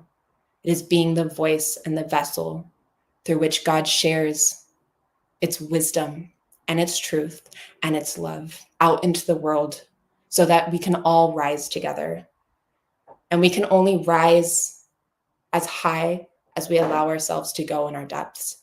And so it is creating that safety and that internal experience of acceptance, of love, of celebration, of who and where you are.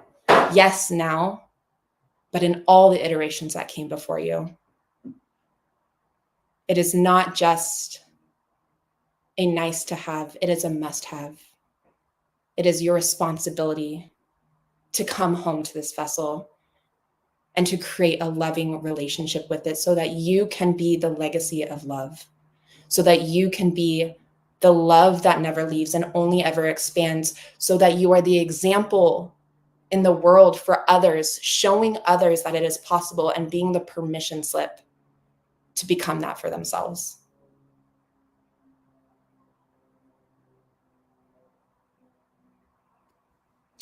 Cassidy, oh my goodness, you took us to church, girl. Thank you. That was so incredible, so powerful, so much depth in all of that. And I really, really commend you for how much vulnerability you shared with us all today. I know that you haven't shared a lot of that story before. Cassidy, can you please tell everyone about the magic of the Divine Fempire that you bring into the world, and of course, how they can come and get into your world? Yeah, of course. Thank you for the invitation. I would love to. So I have this kitten that's just loving to come in. Miss Bowie Berlin wants to be part of this conversation. You are welcome, girlfriend. So the magic of the Divine Fempire is a space, a community, a sanctuary for women who are called into this life of missionary, of stewardship, of leadership, of bringing what it is that is in their hearts through God into the life, through God, into the world, through God. And in a really grounded, solid, steady, sturdy way of building their leadership capacity, of building their stewardship voice and vessel, so that they can bring what it is inside of them out into the world and do so with that really rich and delicious and grounded experience within themselves. And so I use so many different modalities with clients, but breath work and somatic work is really like the anchor in which we move through and we grow through within the Divine Fempire. And how people can find me is just on Instagram at It's Cassidy Ferris. I can go ahead and put the link in here when I'm done with the call, but really just come find me on there. It might look like I've abandoned my Instagram, but I promise you I've just been in deep depths and in transformation and in the flames of alchemy, being baptized by fire this year. But that is exactly why I am built to hold these powerful, powerful women who are doing amazing, incredible, life-changing things. It's because I have walked through it myself. And I'm just so excited to be stewarding this message and this new expression and frequency of leadership through stewardship. And so come into my world if this activates you, if you are ready to step into that, because we are going really fucking far places. And I can't wait to see all of the women who join in this movement, because it has grown just in the last like month or two into something completely different than I ever would have imagined it. And there's so much fire inside of me, and I can't wait to support all of the women who feel that yes in their body. We can feel it, Cassidy. Honestly, your talk was phenomenal. It really was so powerful. Thank you so much for joining us today and for taking to the stage, for braving to share your truth, your story, and your vulnerability with us all. Yeah, thank you so much. It's been such an honor and a pleasure. Bye for now. Oh, wow. Okay. We are working our way through, and tough act to follow, but I know we are still in for such amazing, immersive depths with the next two speakers to follow. So coming up next, we have the incredible Cara Filion.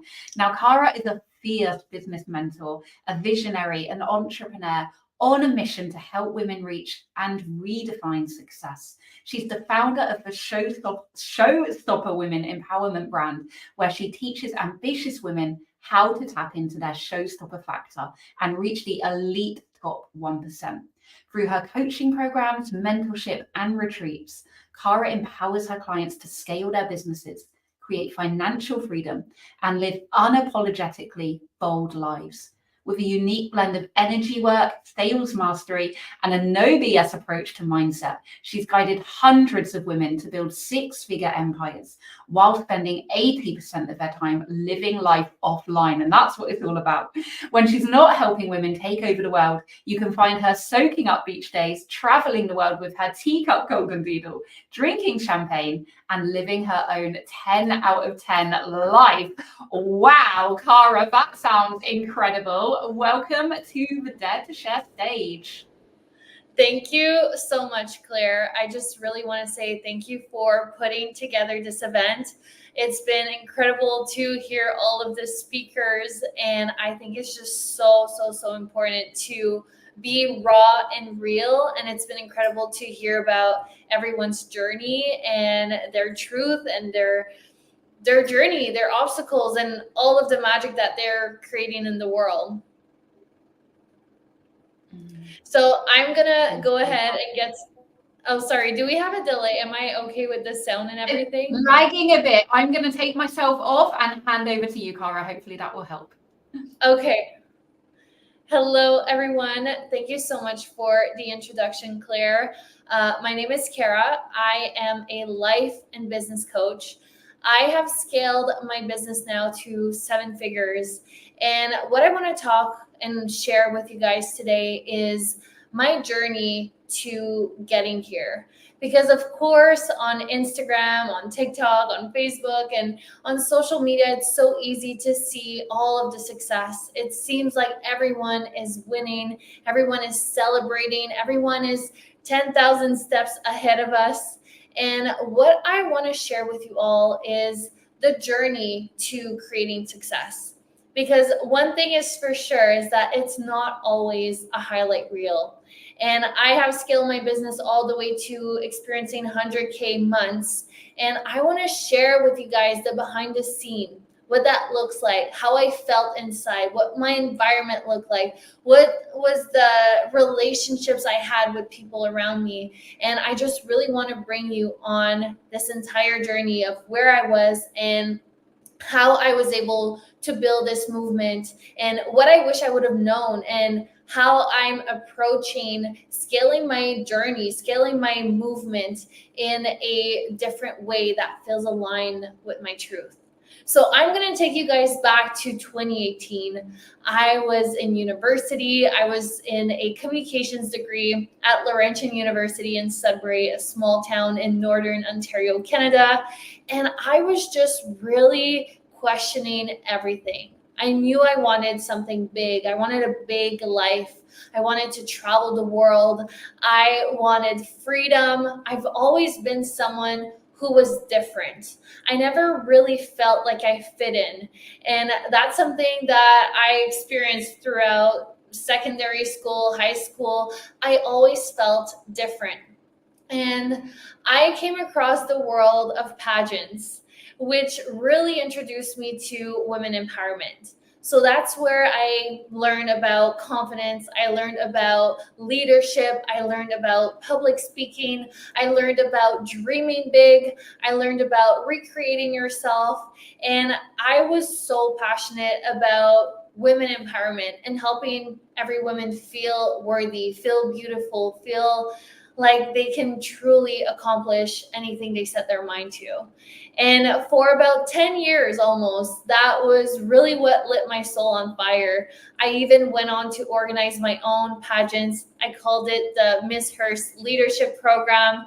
I was able to work with about 50 young girls between 10 and 15 years old to help them feel beautiful, help them feel empowered, and help them understand the power of self-confidence. And I had no clue where this would lead me. I just knew that I had such a big passion for women empowerment. And as I was finishing up university and I wanted to find a way to travel the world, I came across the world of virtual assistant. So that was my first experience dipping my toes into this online world, this online monetization world. So I got my first few clients, and it wasn't long, like about 6 months into my business, I was making $8,000 a month. And then 7 months into my business, I hit my first 10K month.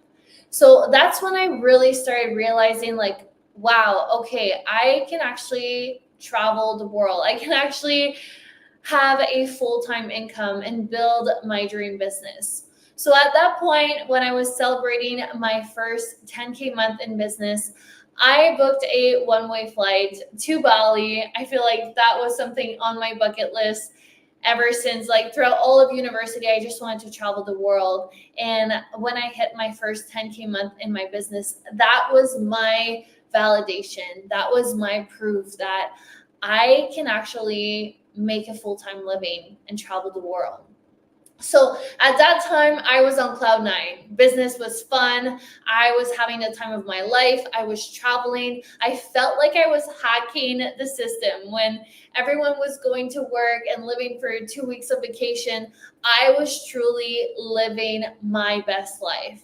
And this is what really opened my eyes to what is possible.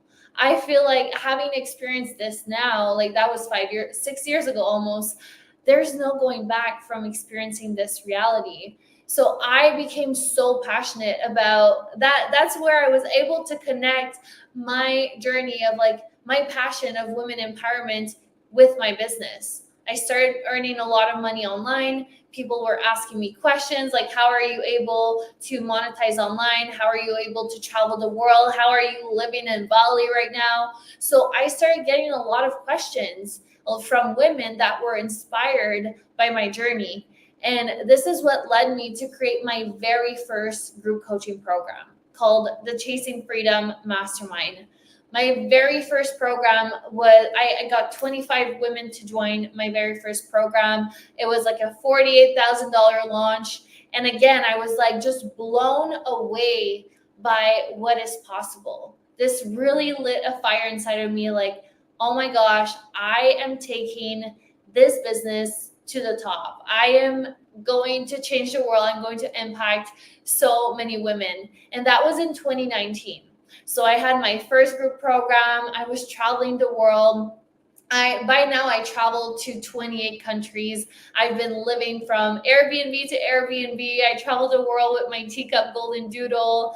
And I'm honestly so grateful for this life. But I want to get into some of the challenges that came with experiencing this level of success.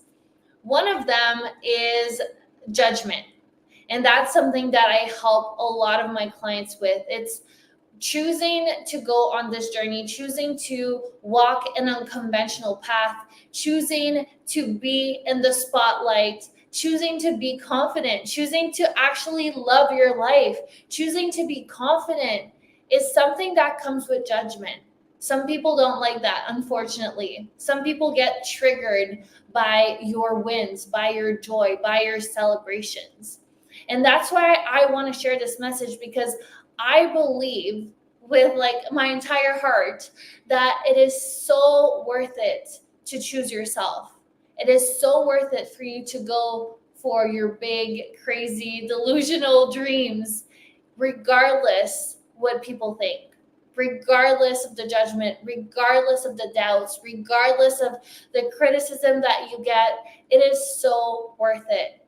Because if I would have left people's judgment, people's doubt, people's comments stop me from going all in on my dream, on my vision, I would have missed out on so much. Looking back at the last 5 years, there has been challenges, but it's been absolutely incredible, the journey that I got to experience as a result of choosing myself, as a result of choosing that my dreams are worthy and I'm willing to do whatever it takes. Something else that I want to mention that comes with overcoming judgment is that you find your people along the way. That is something that has been such a blessing, is that yes, I have lost people. I have lost close friends, family members that I'm no longer really in touch with. But that has led me to finding my people. And those friendships are so precious. People who are understanding and supportive, and they want to see you win.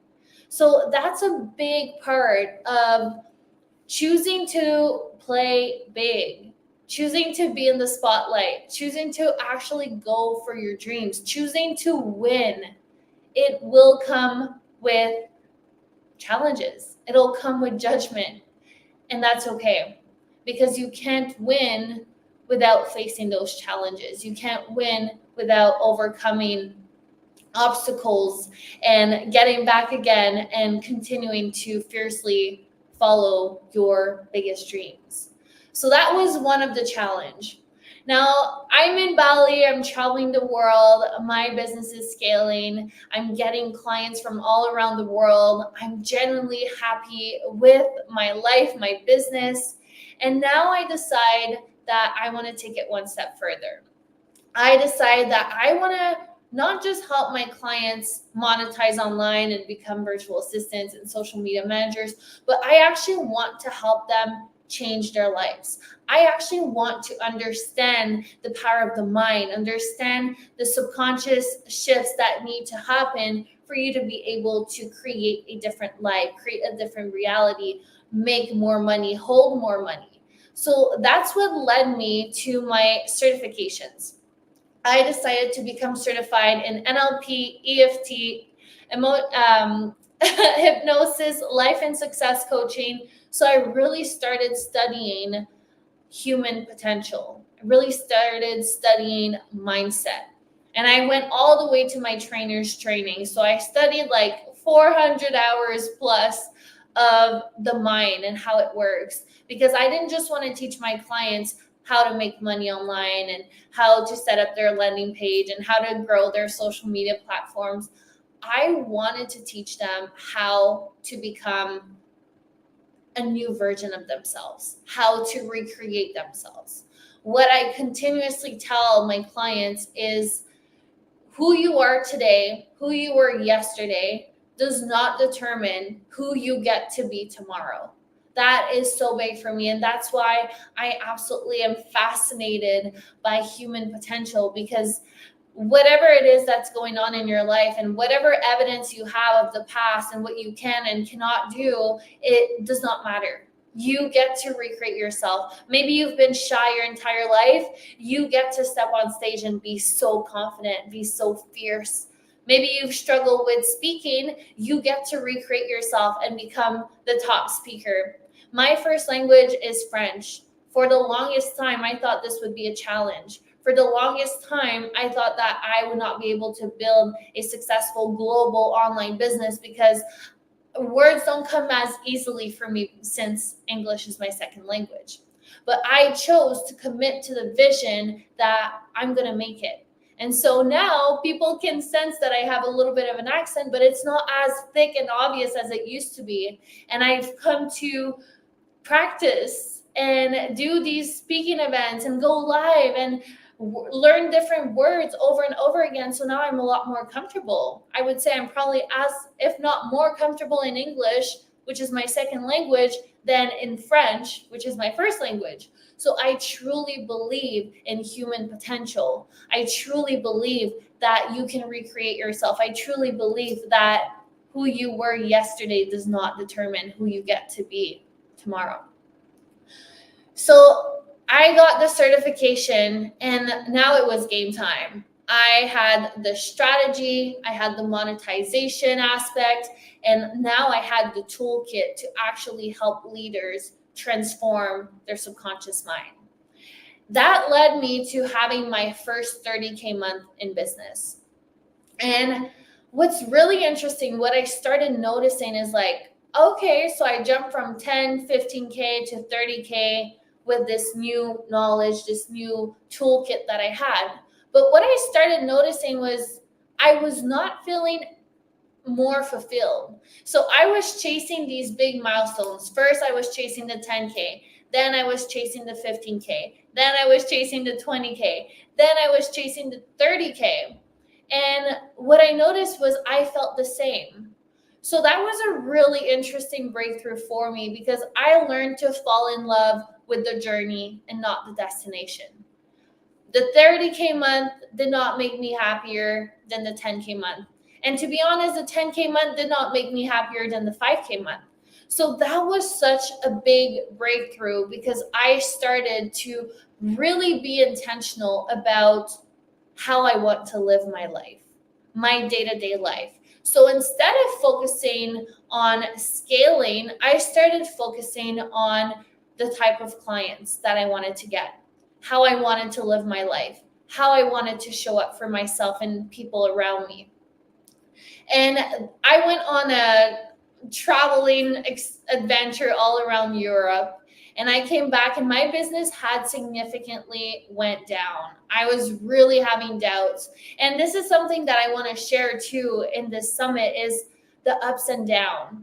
They happen. They're normal. And I feel like so many of us will make it mean something about ourselves, our self-worth. And I remember that I was having one of my lowest months after a vacation I did in Europe. And I was really hard on myself. I was re-questioning everything. I thought I was no longer worthy of being a coach. And it was really, really hard on my mindset. And that's something that I decided that I no longer wanted to associate my self-worth with how much money I make. So I did it again. I went and I chased the bigger milestone. And this is when, for the third time, it really validated this entire concept that I've been sharing with you today, that money does not equal happiness or your self-worth. So I was there at the lowest of the lowest. I was scared. I was re-questioning everything. I was doubting my business. And I decided, okay, let's go. We're going to have a breakthrough month. We're going to go for it. I truly believed it. I was so confident in it. I didn't know how it would happen. I didn't make any drastic change, but I did this concept of be, do, have. So I started thinking of who is the version of me who is experiencing this breakthrough? How am I moving? What am I doing to have this big result, this big breakthrough? So I started really envisioning that version of me who was making 50K, 100K months, who was $1 million business owner.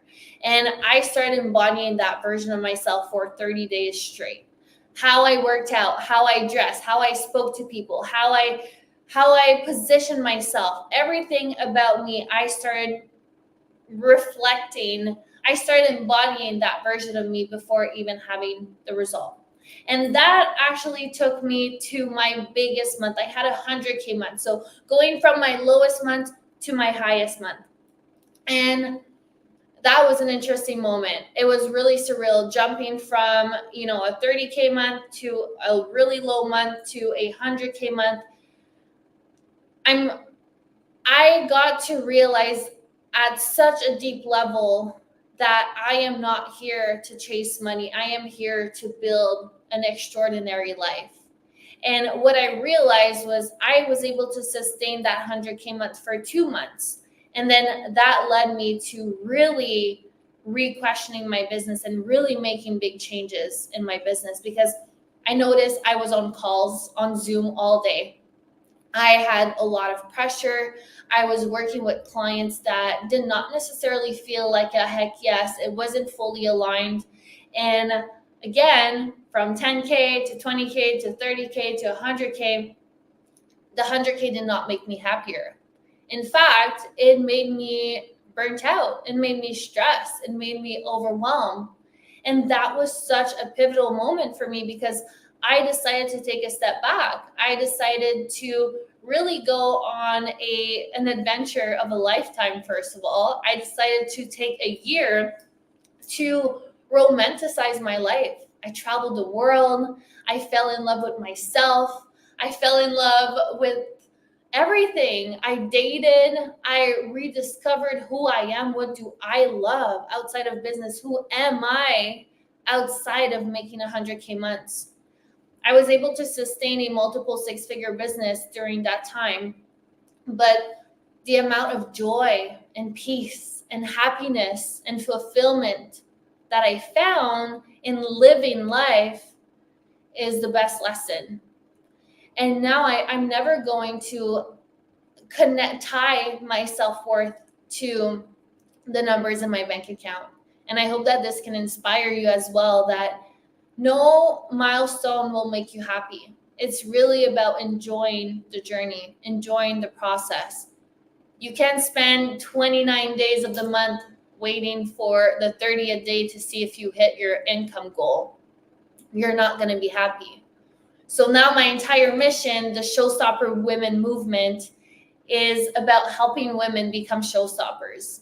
So I combine the pageants with the business, and I help women create profitable personal brands, but also create brands and businesses that allow them to live their 10 out of 10 life. I'm all about thriving online, but living offline. This is my new mission. 100K months are sexy if you can also live your life offline, not on Zoom. So this is my entire mission now. I help women elevate their personal brand, find themselves, recreate themselves, be fierce, fall in love with life and business, and create scalable business models that allow them to make a lot of money, but also have so much time for whatever lights their soul on fire, whether it's being a mom, traveling the world, having a cozy Wednesday, watching Netflix, not being on Zoom from 9 a.m. to 9 p.m. That is my mission, helping women activate their inner showstopper, make a lot of money, and live their 10 out of 10 life. So all of this to say that my journey to 7 figures came with a lot of challenges, judgment, inner reflection and questioning, and battling with my self-worth. And ultimately, all of the challenges that I've experienced led me to greatness. So I hope that you can take a few pieces of inspiration from this, and just know that your current reality does not define your worth, and it does not define your full potential. So I'm going to wrap up here. Thank you so much. Cara, oh my goodness, that was really, really, I mean, I was sat there just hanging on your every word. It was just so great. It's so great. I'm kind of lost for words myself, because I very much resonated with so much of your story of, you know, a constant chase of the money, and you hit it and you're just set to the next milestone, the next goal, the next, okay, can I achieve this? And it's that lack of fulfillment, it never seems to come from hitting whatever milestone that is. And the fact that you've shared that even when you're hitting those, big numbers, 100K months, it's still the same. Yeah, there's absolutely no difference between 10K and 100K. And unless you do the work, like, it doesn't change how you feel about yourself.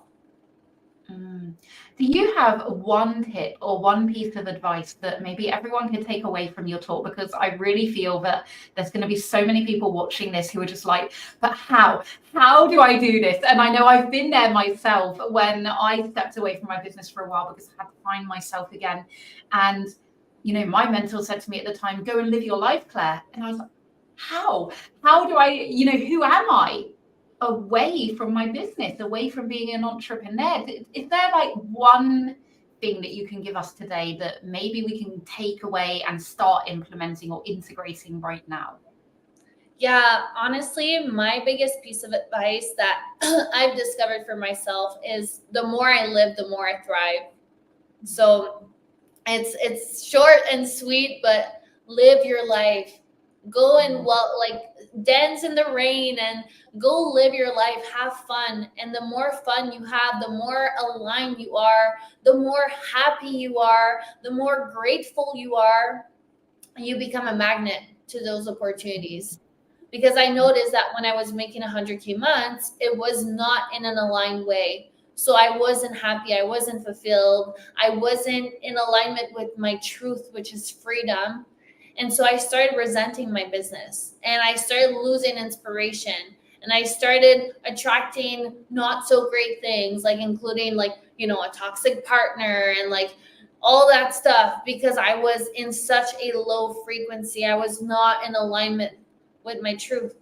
And so when you're in alignment with your truth and you're living life and you're having so much fun and you're grateful and your energy is high, it's so much easier to build your business. And of course, with the right strategies.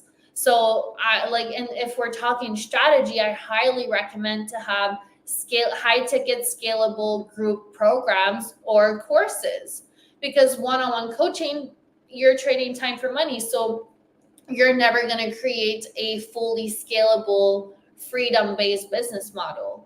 So if we're talking strategy, I would also be strategic with how you're choosing to build your business. Incredible. Cara, thank you so much for joining us today. Can you tell everyone where they can come and get into your world? Yes, the best place is my Instagram.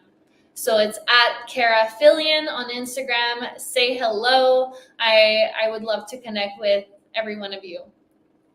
Amazing. And we'll put all of that in the links below as well. Cara, thank you so much for joining us on the Dare to Share stage today. Thank you so much for having me, Claire. Really appreciate it. Thank you. Bye for now.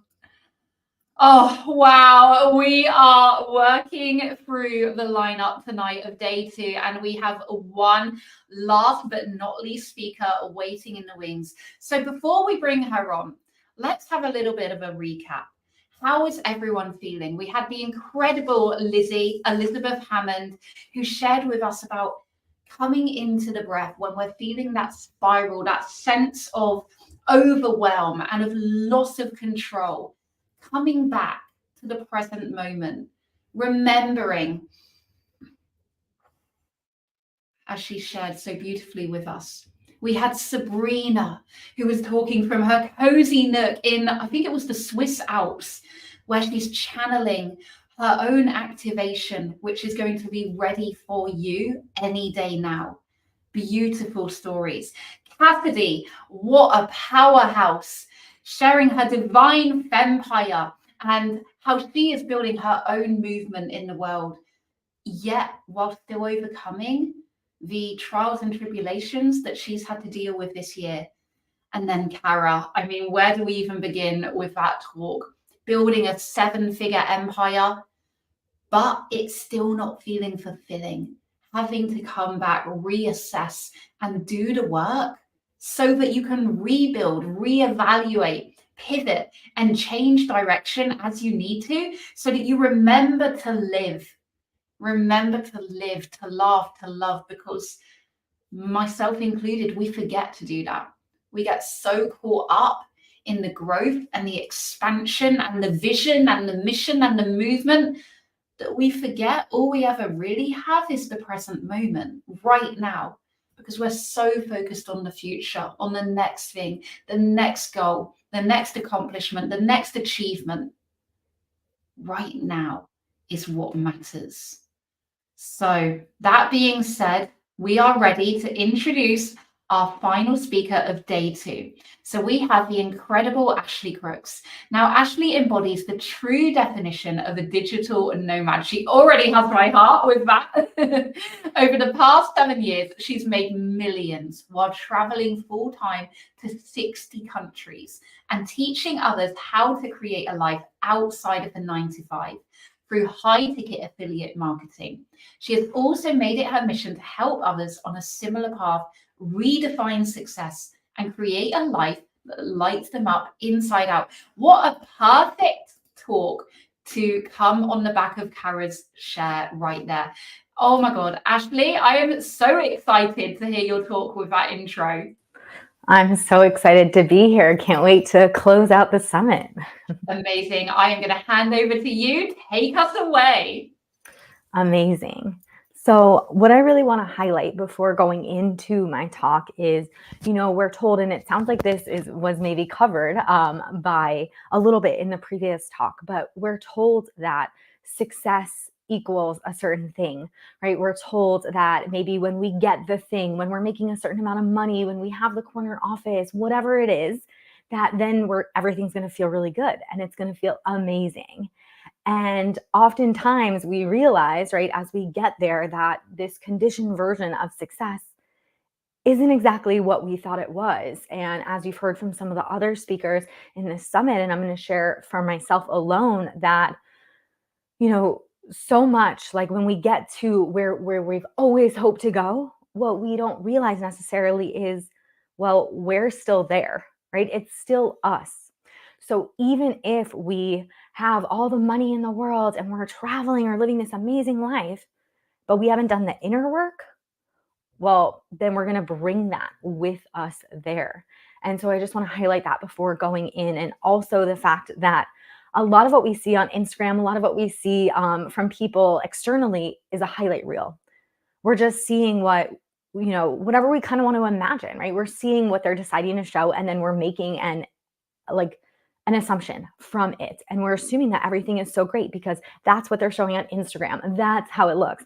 But oftentimes, right behind the screen, we're all human. And so much can happen where it's important that we actually really work to align, right, with how we're showing up, with how we actually feel. And so for me, a lot of my story and what I'm going to share ties into those two concepts. So I started my business about 7 years ago. And when I came in to my business, I was majorly a high achiever. My entire life, I had, gotten straight A's, done the best that I could, right? Always gone on to the next thing, went to the best school I could, did the best, like all of this, right? And what I didn't realize is how much throughout my life that was really conditioned in me through a young age. And I was really operating right in this survival, in this way that's how I thought that I could get love. And that's how I thought that I would feel safe, is by doing. And I know a lot of us high achievers, right? We can achieve a lot, but what's behind it, right? Why are we doing it? And so for me, when I started my business 7 years ago, I was all about that. I was like, all right, I'm going to apply this high achieving tendencies. I have so much belief. I know I can do it. And so I applied that all into my business, and I hit the ground running hard. And I really applied all the hustle mentality, right? Everything that I knew into my business, and I poured into it. When I started this business, as Claire said, that I've traveled, right? And I travel the world. And that was my big goal. I wanted to be able to travel the world and work from anywhere, and, be able to wake up in one country one day and in another country the next. And so I was committed to doing that at all costs. And so it was always, right, I was working any chance that I got. I was working. I was also like, when I wasn't working, and let me know if you do this too, but I was thinking, right, I was thinking about how could I better my business? What could I do to shift things? Or what is someone going to think about this? Or what if this happens? And just kind of almost worst case scenario thinking at times as well, not just dreaming, but kind of again in that survival mode. And I started getting results really fast in my business and really picking up with that momentum. And I went to this business conference a few months in, and someone ended up speaking. This guy spoke, and he said he went over values, and he expressed how our top value should be business. Because if our top value is business, then everything else will follow after. Right? If we work on our business and we achieve what we want, then we'll have time for our family. If we work on our business, we get where we want to be, then we'll have time to be happy or whatever it is, right? Everything came after that. And so I really took that to heart. And I put my business first over all else, right? Over my relationship, over friendships, over really anything. It was just like, I had to get to this goal. Right? Like this was my dream. So, and I believed, right? And I had kind of been conditioned, and there's so much like jargon out there, right? That if I really wanted it, that I was literally going to do whatever it took at all costs. And I remember my boyfriend at the time, now my husband, he got me this massage one day. And he's like, oh, here, Ashley, like I'm giving you this massage. And I looked at him and I just thought, who has time for a massage? Like who's going to go get a massage? Maybe once I hit this goal, then I'll go get the massage, but certainly not now. And needless to say, I never used that massage. And I was just really pushing myself as hard as I could. And I remember we hit this big milestone in our business, like this huge amount, and it was so exciting. And what did we do? We literally went into the living room. We played like an Avicii song for 2 minutes, danced around, celebrated, and then went back to work. And that was it, right? Because now we were working to the next goal. It's like we hit one goal and now the next, not actually letting it land and really celebrate it. And not to mention, right, with this, I started making really great money. And as I was doing that, I started to notice all these money beliefs that I had getting really brought up to the surface and getting shown to me. And what I didn't realize, right, how many I had and how many I had to work with. And what I mean by that is, I was making great money. And instead of just being able to celebrate it and be so happy that I was receiving this, these awesome amounts of money and being able to do what I want and live this way, I just started feeling so much guilt. And I know a lot of people talk about this, right, especially in like the healer spiritual space as well. But I started feeling and for women too, I started feeling so much guilt. Like, well, who am I to have this money and to share about this money and to be excited about this money if my clients aren't getting the exact same results, right? Or if other people don't have this much money. And so I started really, instead of like owning the money and being able to hold it, I started guilting myself about it and kind of self-sabotaging myself around it and feeling like, but it didn't really feel safe to have the money. I felt like, but if these people can't have it, or if this happens, or people are going to think this about me, and really gave me a lot to work through around money. And I noticed so many stories that I had never been aware of as well. And so fast forward, right, we end up a year into our business. I end up hitting this amazing goal to be able to travel the world and work from anywhere. And so my husband, he quits his job, or boyfriend at the time, but he quits his job, and we book a one-way ticket to travel Europe. This was our first trip. We were so excited. We pack up all our stuff in storage. And like Claire mentioned, right, we've actually been traveling for the last 6 years nonstop all around the world. But so at the very beginning, right, this is everything I ever wanted, to travel the world and work from anywhere. Like I literally had manifested this from like years ago when I was on this bus in South America looking outside being like, me and my boyfriend, like we're going to do this one day. And just mapping it all out. And it was here, like one of the most exciting moments of my life, right, leaving for this trip. And I just remember saying to my therapist at the time, like, I just don't get it. Like, it doesn't feel good. Like, I'm not really that grateful for it. I'm just focusing, like, I just feel like I need to keep going. I feel like I need to do this and I need to do this. And I was like pulled in all these different directions, and I couldn't actually let the good in. Like, I couldn't really let it land. And I, I now know what I didn't know then, but our nervous systems are able to hold certain capacities of, right, different money, different emotions. And for me, I only had a certain capacity of gratitude that my nervous system could hold. It wasn't actually an emotion that I was familiar with or a feeling that I was really familiar with. I would start to maybe feel grateful, and then like something negative would come up or something would shift where I couldn't really feel it. And I wasn't actually able to really appreciate and really like enjoy this amazing life that I had created. And I remember telling her, like, I need to figure out, like, why can't I be grateful for this? Like, why aren't I just feeling like this? Again, why am I in this survival mode, which I didn't know what it was at the time, but why do I need to keep doing? Like, why does it feel so unsafe? And so I ended up, saying to her too, I had this huge trip plan and saying like, but my soul just wants me to go to Bali. Like, I just want to go to Bali, do nothing, just disconnect from all of it. I just need a break from all of it. Like, it was too much. It was too much good for me to literally take in at the time. And so she said to me, so go to Bali. Like, why don't you just go? And I was like, well, I have this trip. I can't go. And so I didn't end up going to Bali, but I went on this amazing trip to Europe. And we literally traveled to 21 countries on this trip. We zoomed through Europe. We have definitely done a lot of duplicates over the last few years, but we traveled so fast, and I was traveling so fast, right? We were doing every single day. We were touring different cities, we were exploring, and then we'd work at night. And I was just really working my system. And again, I was loving this trip, and it was so great. And I would constantly remind myself how this is everything that I wanted, right? This is what I created. And look at what I get to do. I get to wake up and look at this amazing river in Portugal, right? And I get to go to see these sites in Italy, right? And all these things. But at the same time, I was still so stressed out. I still kept I just had to, again, that survival mechanism was so active in me. And it's like, and also hypervigilance, right? Like, I was searching for like, what could go wrong, or what would someone think, or what was happening. And I couldn't just let myself be present in the moment and be able to really take it in and like let it all land, how far I had come and that I was living my dream. And, I just kept thinking as we were traveling throughout Europe, like, this should feel differently. Like, this should feel so different. I'm literally living a life that I dreamed about, that most people dream about, right? Traveling the world, working from anywhere. If you saw my Instagram, right, you would think everything was perfect.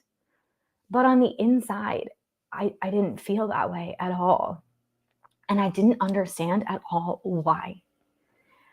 And I ended up talking to, one of my mentors at the time. And she said to me, and I remember I was in Amsterdam and I was having this moment. And I was like, I need to talk. Like, I need to figure this out. And she said, what got you here won't get you there. And this is one of the best pieces of business advice or just advice in life I had ever gotten, because she was really telling me, right, like, this hustle, this masculine survival, all this got you here. But if you actually want to be able to enjoy it and you want to go to the next level, something has to change. Like, you're going to burn out. You can't keep going this way. And so at that point, I started to really I started working with a coach once I got back from that trip, and really started committing myself to creating a life that feels as good as it looks. And I've been on a deep journey since then that I'll share a lot of in here, to really doing that and really finding the way. And, what I realized in this moment, right back in 2018, when I was in Europe figuring this out, right, is like, there was a few big things. First, I realized about success. Like I mentioned earlier, we think that what's going to bring us success is things on the outside, these external things, time, location, financial, lifestyle freedom, right? All these things that we want initially. But I had all of that. And I was like, but if this is like what freedom is supposed to feel like, well, this doesn't feel free to me at all. I was miserable. Like, I mean, I was good, right, living my life, but my head was just going and going and going and going. And I, again, like I said, I couldn't let the good in. And so I realized that in order to actually be free, what really mattered was the internal freedoms, was how I felt inside, was that my mind could be free, that I could have inner peace, but I could have emotional freedom, right? Spiritual freedom. And then I could just feel free. My nervous system could be regulated as well. And this was really what I started going after and really seeking to find. Because, and I'm sure that you've seen, right, people who have tons of money in all areas of business, all different places in the world, but they're miserable when you talk to them, or they don't seem happy. And that's the thing. We're not told that when we want success, when we want all these things, right, we go to the success and we just assume I'll be happy when. Somehow everything is going to change when we get there. But we don't realize, like I was saying earlier, right, we're still there and we're the person there.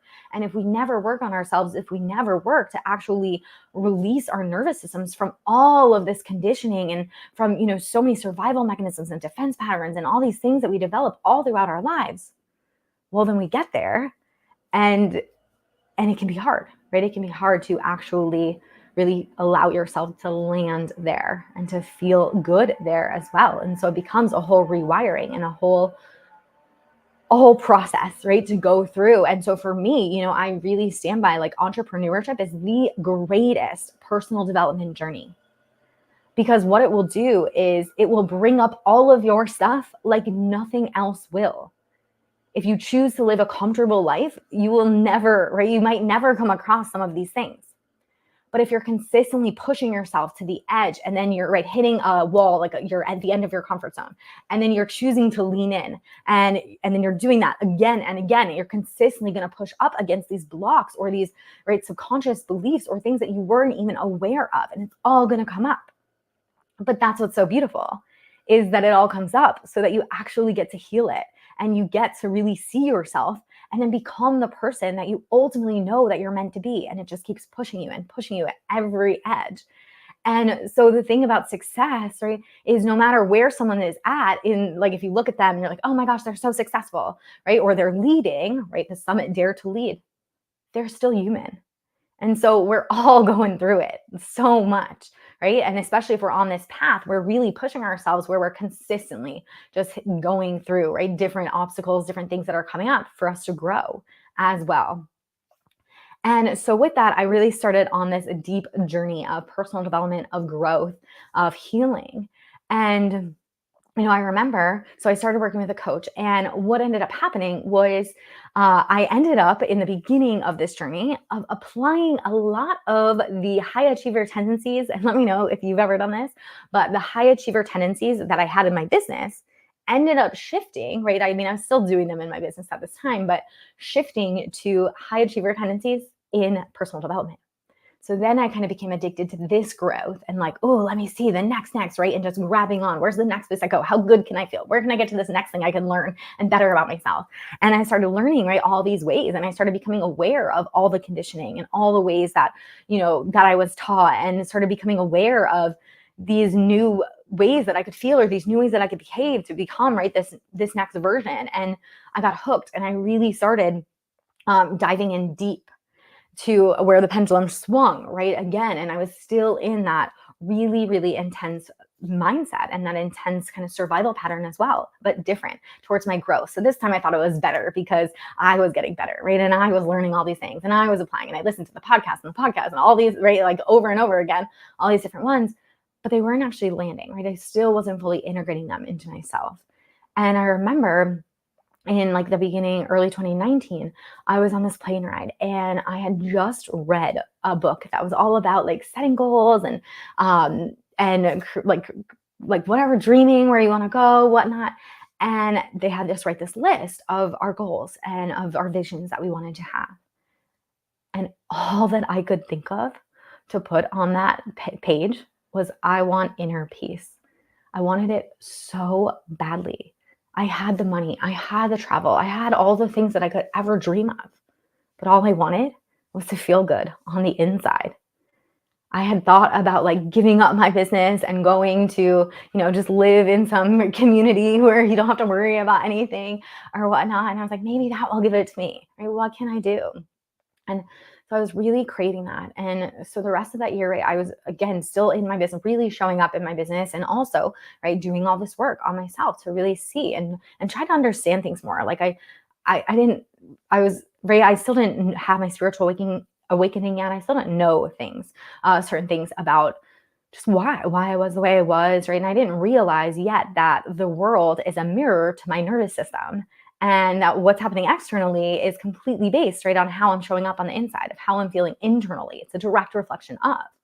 So I didn't know this yet. And so I just kept going on this path. And in 2020, as we know, that was a big year for everyone, right? Lots changed that year. And for me, it really affected me in ways that I didn't know that it would. I ended up going through, like, ended up having these people who I didn't even know, hadn't even worked with, like, didn't know where it came from, defaming me online and slandering me, like for months, going after me. And so then it was like, on top of how I was feeling, I now was adding in all of this, right? All of this to hold and to move through and to try to navigate. And, you know, so many of us, right, as leaders here, we've all gone through it. And it's not something a lot of us talk about, but right, it's something that can happen. And so it's like, are you choosing to keep showing up for yourself? Are you choosing to go towards your goals instead of letting this stuff really take you down? And so I really had to start, like, really choosing myself. And it also showed me areas that I had more to grow. And it was just like, oh my gosh, right? Another thing that I'm adding and attracting into my life. And then not after that, a few months later, someone that we really trusted ended up stealing a bunch of money from us as well. And so then we were dealing with this, right? Where, oh my gosh, now how do we deal with this? And what legal actions we had to take and what we were going to do. And oh my gosh, now all this money is gone, and figuring that out, right? And having to work through and navigate all of that, and then heal, right, all of those pieces. And so it was a lot, right? So I was already juggling all of this traveling. I was juggling all of like my business. Then I'm juggling the slandering and defamation. Then I'm juggling someone stealing all this money. And it was just so much that by the end of that year, I ended up hitting a huge wall and ended up burning out hard. And just being like, I can't do this anymore. Like, this is too much. I need to figure out another way. But again, it wasn't until I hit that point that I was really like, okay, I need, like, things need to change. And so at that point, I actually ended up swinging to the complete other side, where I was doing high achiever, the masculine, all this.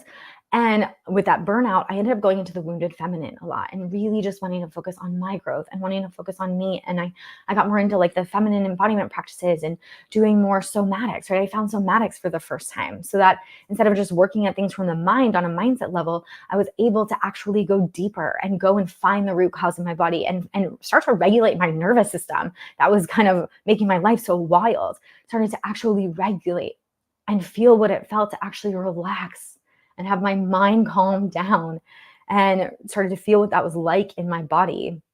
And at the same time, I started to find breath work, and I fell in love. And I started to feel like how it really, what my essence was. And outside of all this stress, outside of all this, like, tension that was happening in my life, started to really be able to access that. And through that, really started to be able to reprogram my nervous system. And over these last few years, it's been this deep journey of reprogramming my nervous system, rewiring it, right? Of finding this relaxation, of really starting to be able, right, to feel gratitude, to increase my capacity to feel good, to really create that life that feels as good as it looks. So I can, right, travel and enjoy it and enjoy each moment that we have. And I decided when I got burnt out to, you know, a lot of people decide, right, you've heard people like burn their businesses to the ground. And for me, I decided a lot of people were relying on me. So I decided to maintain my business, but in a different way, right? In a different way that would kind of work more towards the burnout, because there was a lot that I wanted to keep doing that I couldn't, right? My body would just stop me. Like, it was done allowing me to operate in the way that I was working before. And I had immense overwhelm.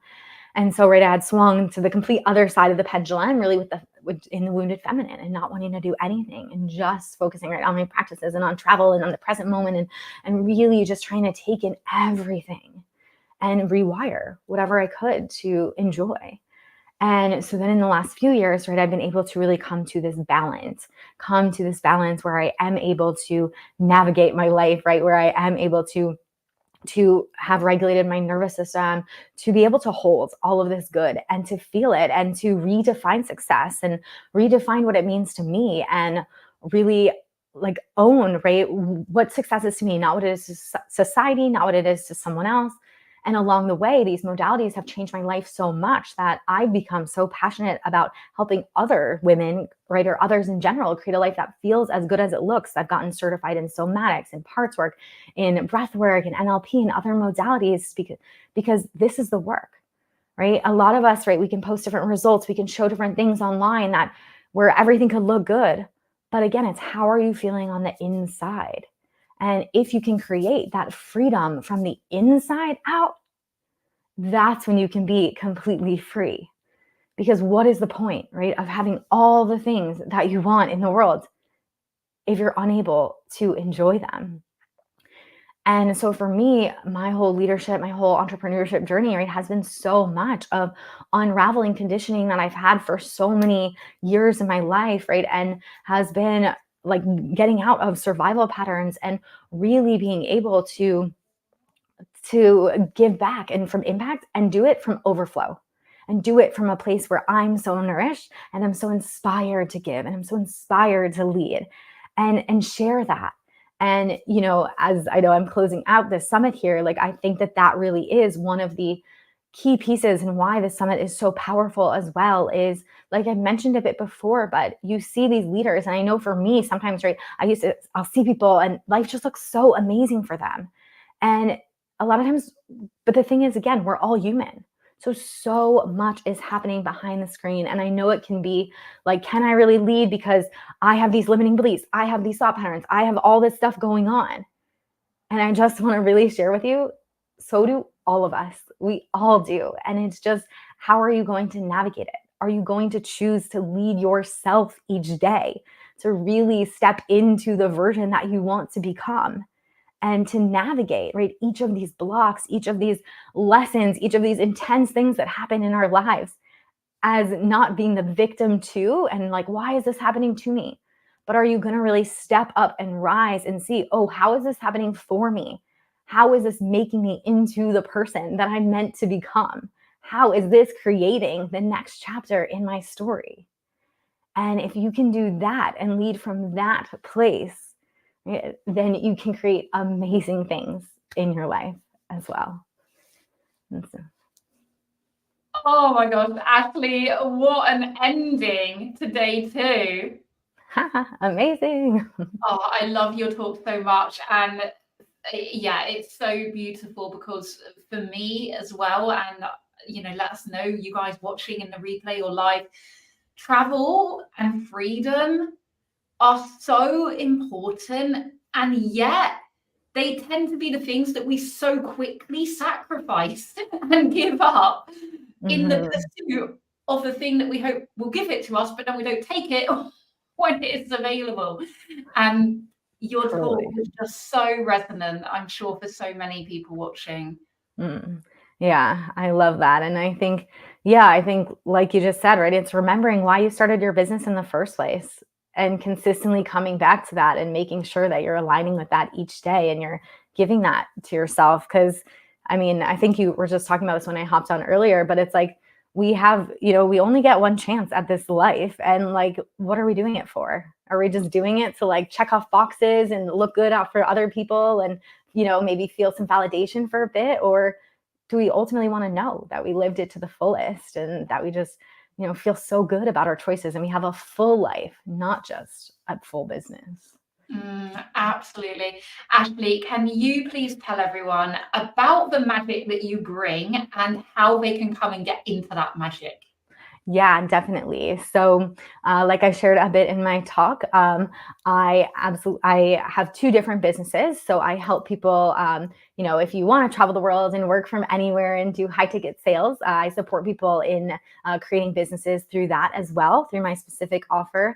And I also am a somatic embodiment mentor. So really, a lot of what I shared in my talk is in reference to that, just creating a life that feels as good as it looks, where you can actually get to the root cause and of what's holding you back in life or of why you're operating the way you are. We believe so. We take on so many identities, right? I am this or I am that, and I'm anxious, I'm sad, I'm angry, whatever it is, but it's not actually who we are. It's just It's just a part of ourselves. And when we can start to detach from those identities, which is something I never knew before, we can actually start to find our true selves and operate in this life so differently. So so I love working with people to really help them find their true selves and just really start to feel good and access their next level in life as well. And so you can find me over on Instagram at the places Ash goes. I love it. I love your username. Thank you. And we'll put all of that in the links below. Ashley, thank you so much for closing us out for day 2 of the Dare to Share Summit, for really sharing such a powerful and potent story with us all. Thank you. Thank you so much for having me. Such an amazing summit. Bye. And that is a wrap for day 2. How incredible has this been? Who has been your most inspiring talk? What has been your biggest takeaway, your biggest aha moment, your biggest thing that you're going to go and implement and integrate into your life, into your business, into your world right now? I know for me, it's going to be showing up for the next 30 days as the future version of myself. Such a powerful, not something that I haven't heard before, right? And this is the thing. It doesn't have to be speakers and guests and leaders sharing things that you haven't heard before. It just has to land a little bit differently. It just has to be the right time for you to hear it in the way that you needed to hear it. It just has to be that right person just saying it in the way that only they can say it, and it just making the penny drop. And that certainly happened for me tonight. I would love to know what that moment was for you. If you're watching this live or in the replay, let us know in the chat, because this is what we do it for. To know that we're making an impact, to know that we are sharing our message, spreading our movements, and ultimately making a change in the world. For me, this movement of Real and Raw Leaders is about changing the online space.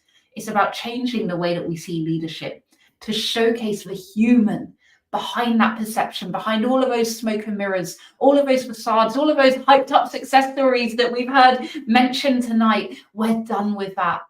We're ready to see the reality, the 360-degree picture. And that's what this movement and this mission and this summit is all about. So I hope you enjoyed day 2. I will see you back here for day 3 tomorrow, 7:30 till 10 p.m. GMT time. Be sure to get your separate link. Be sure to share this on your platforms. Share it with your world. Spread the message. And we will see you again tomorrow. Bye for now.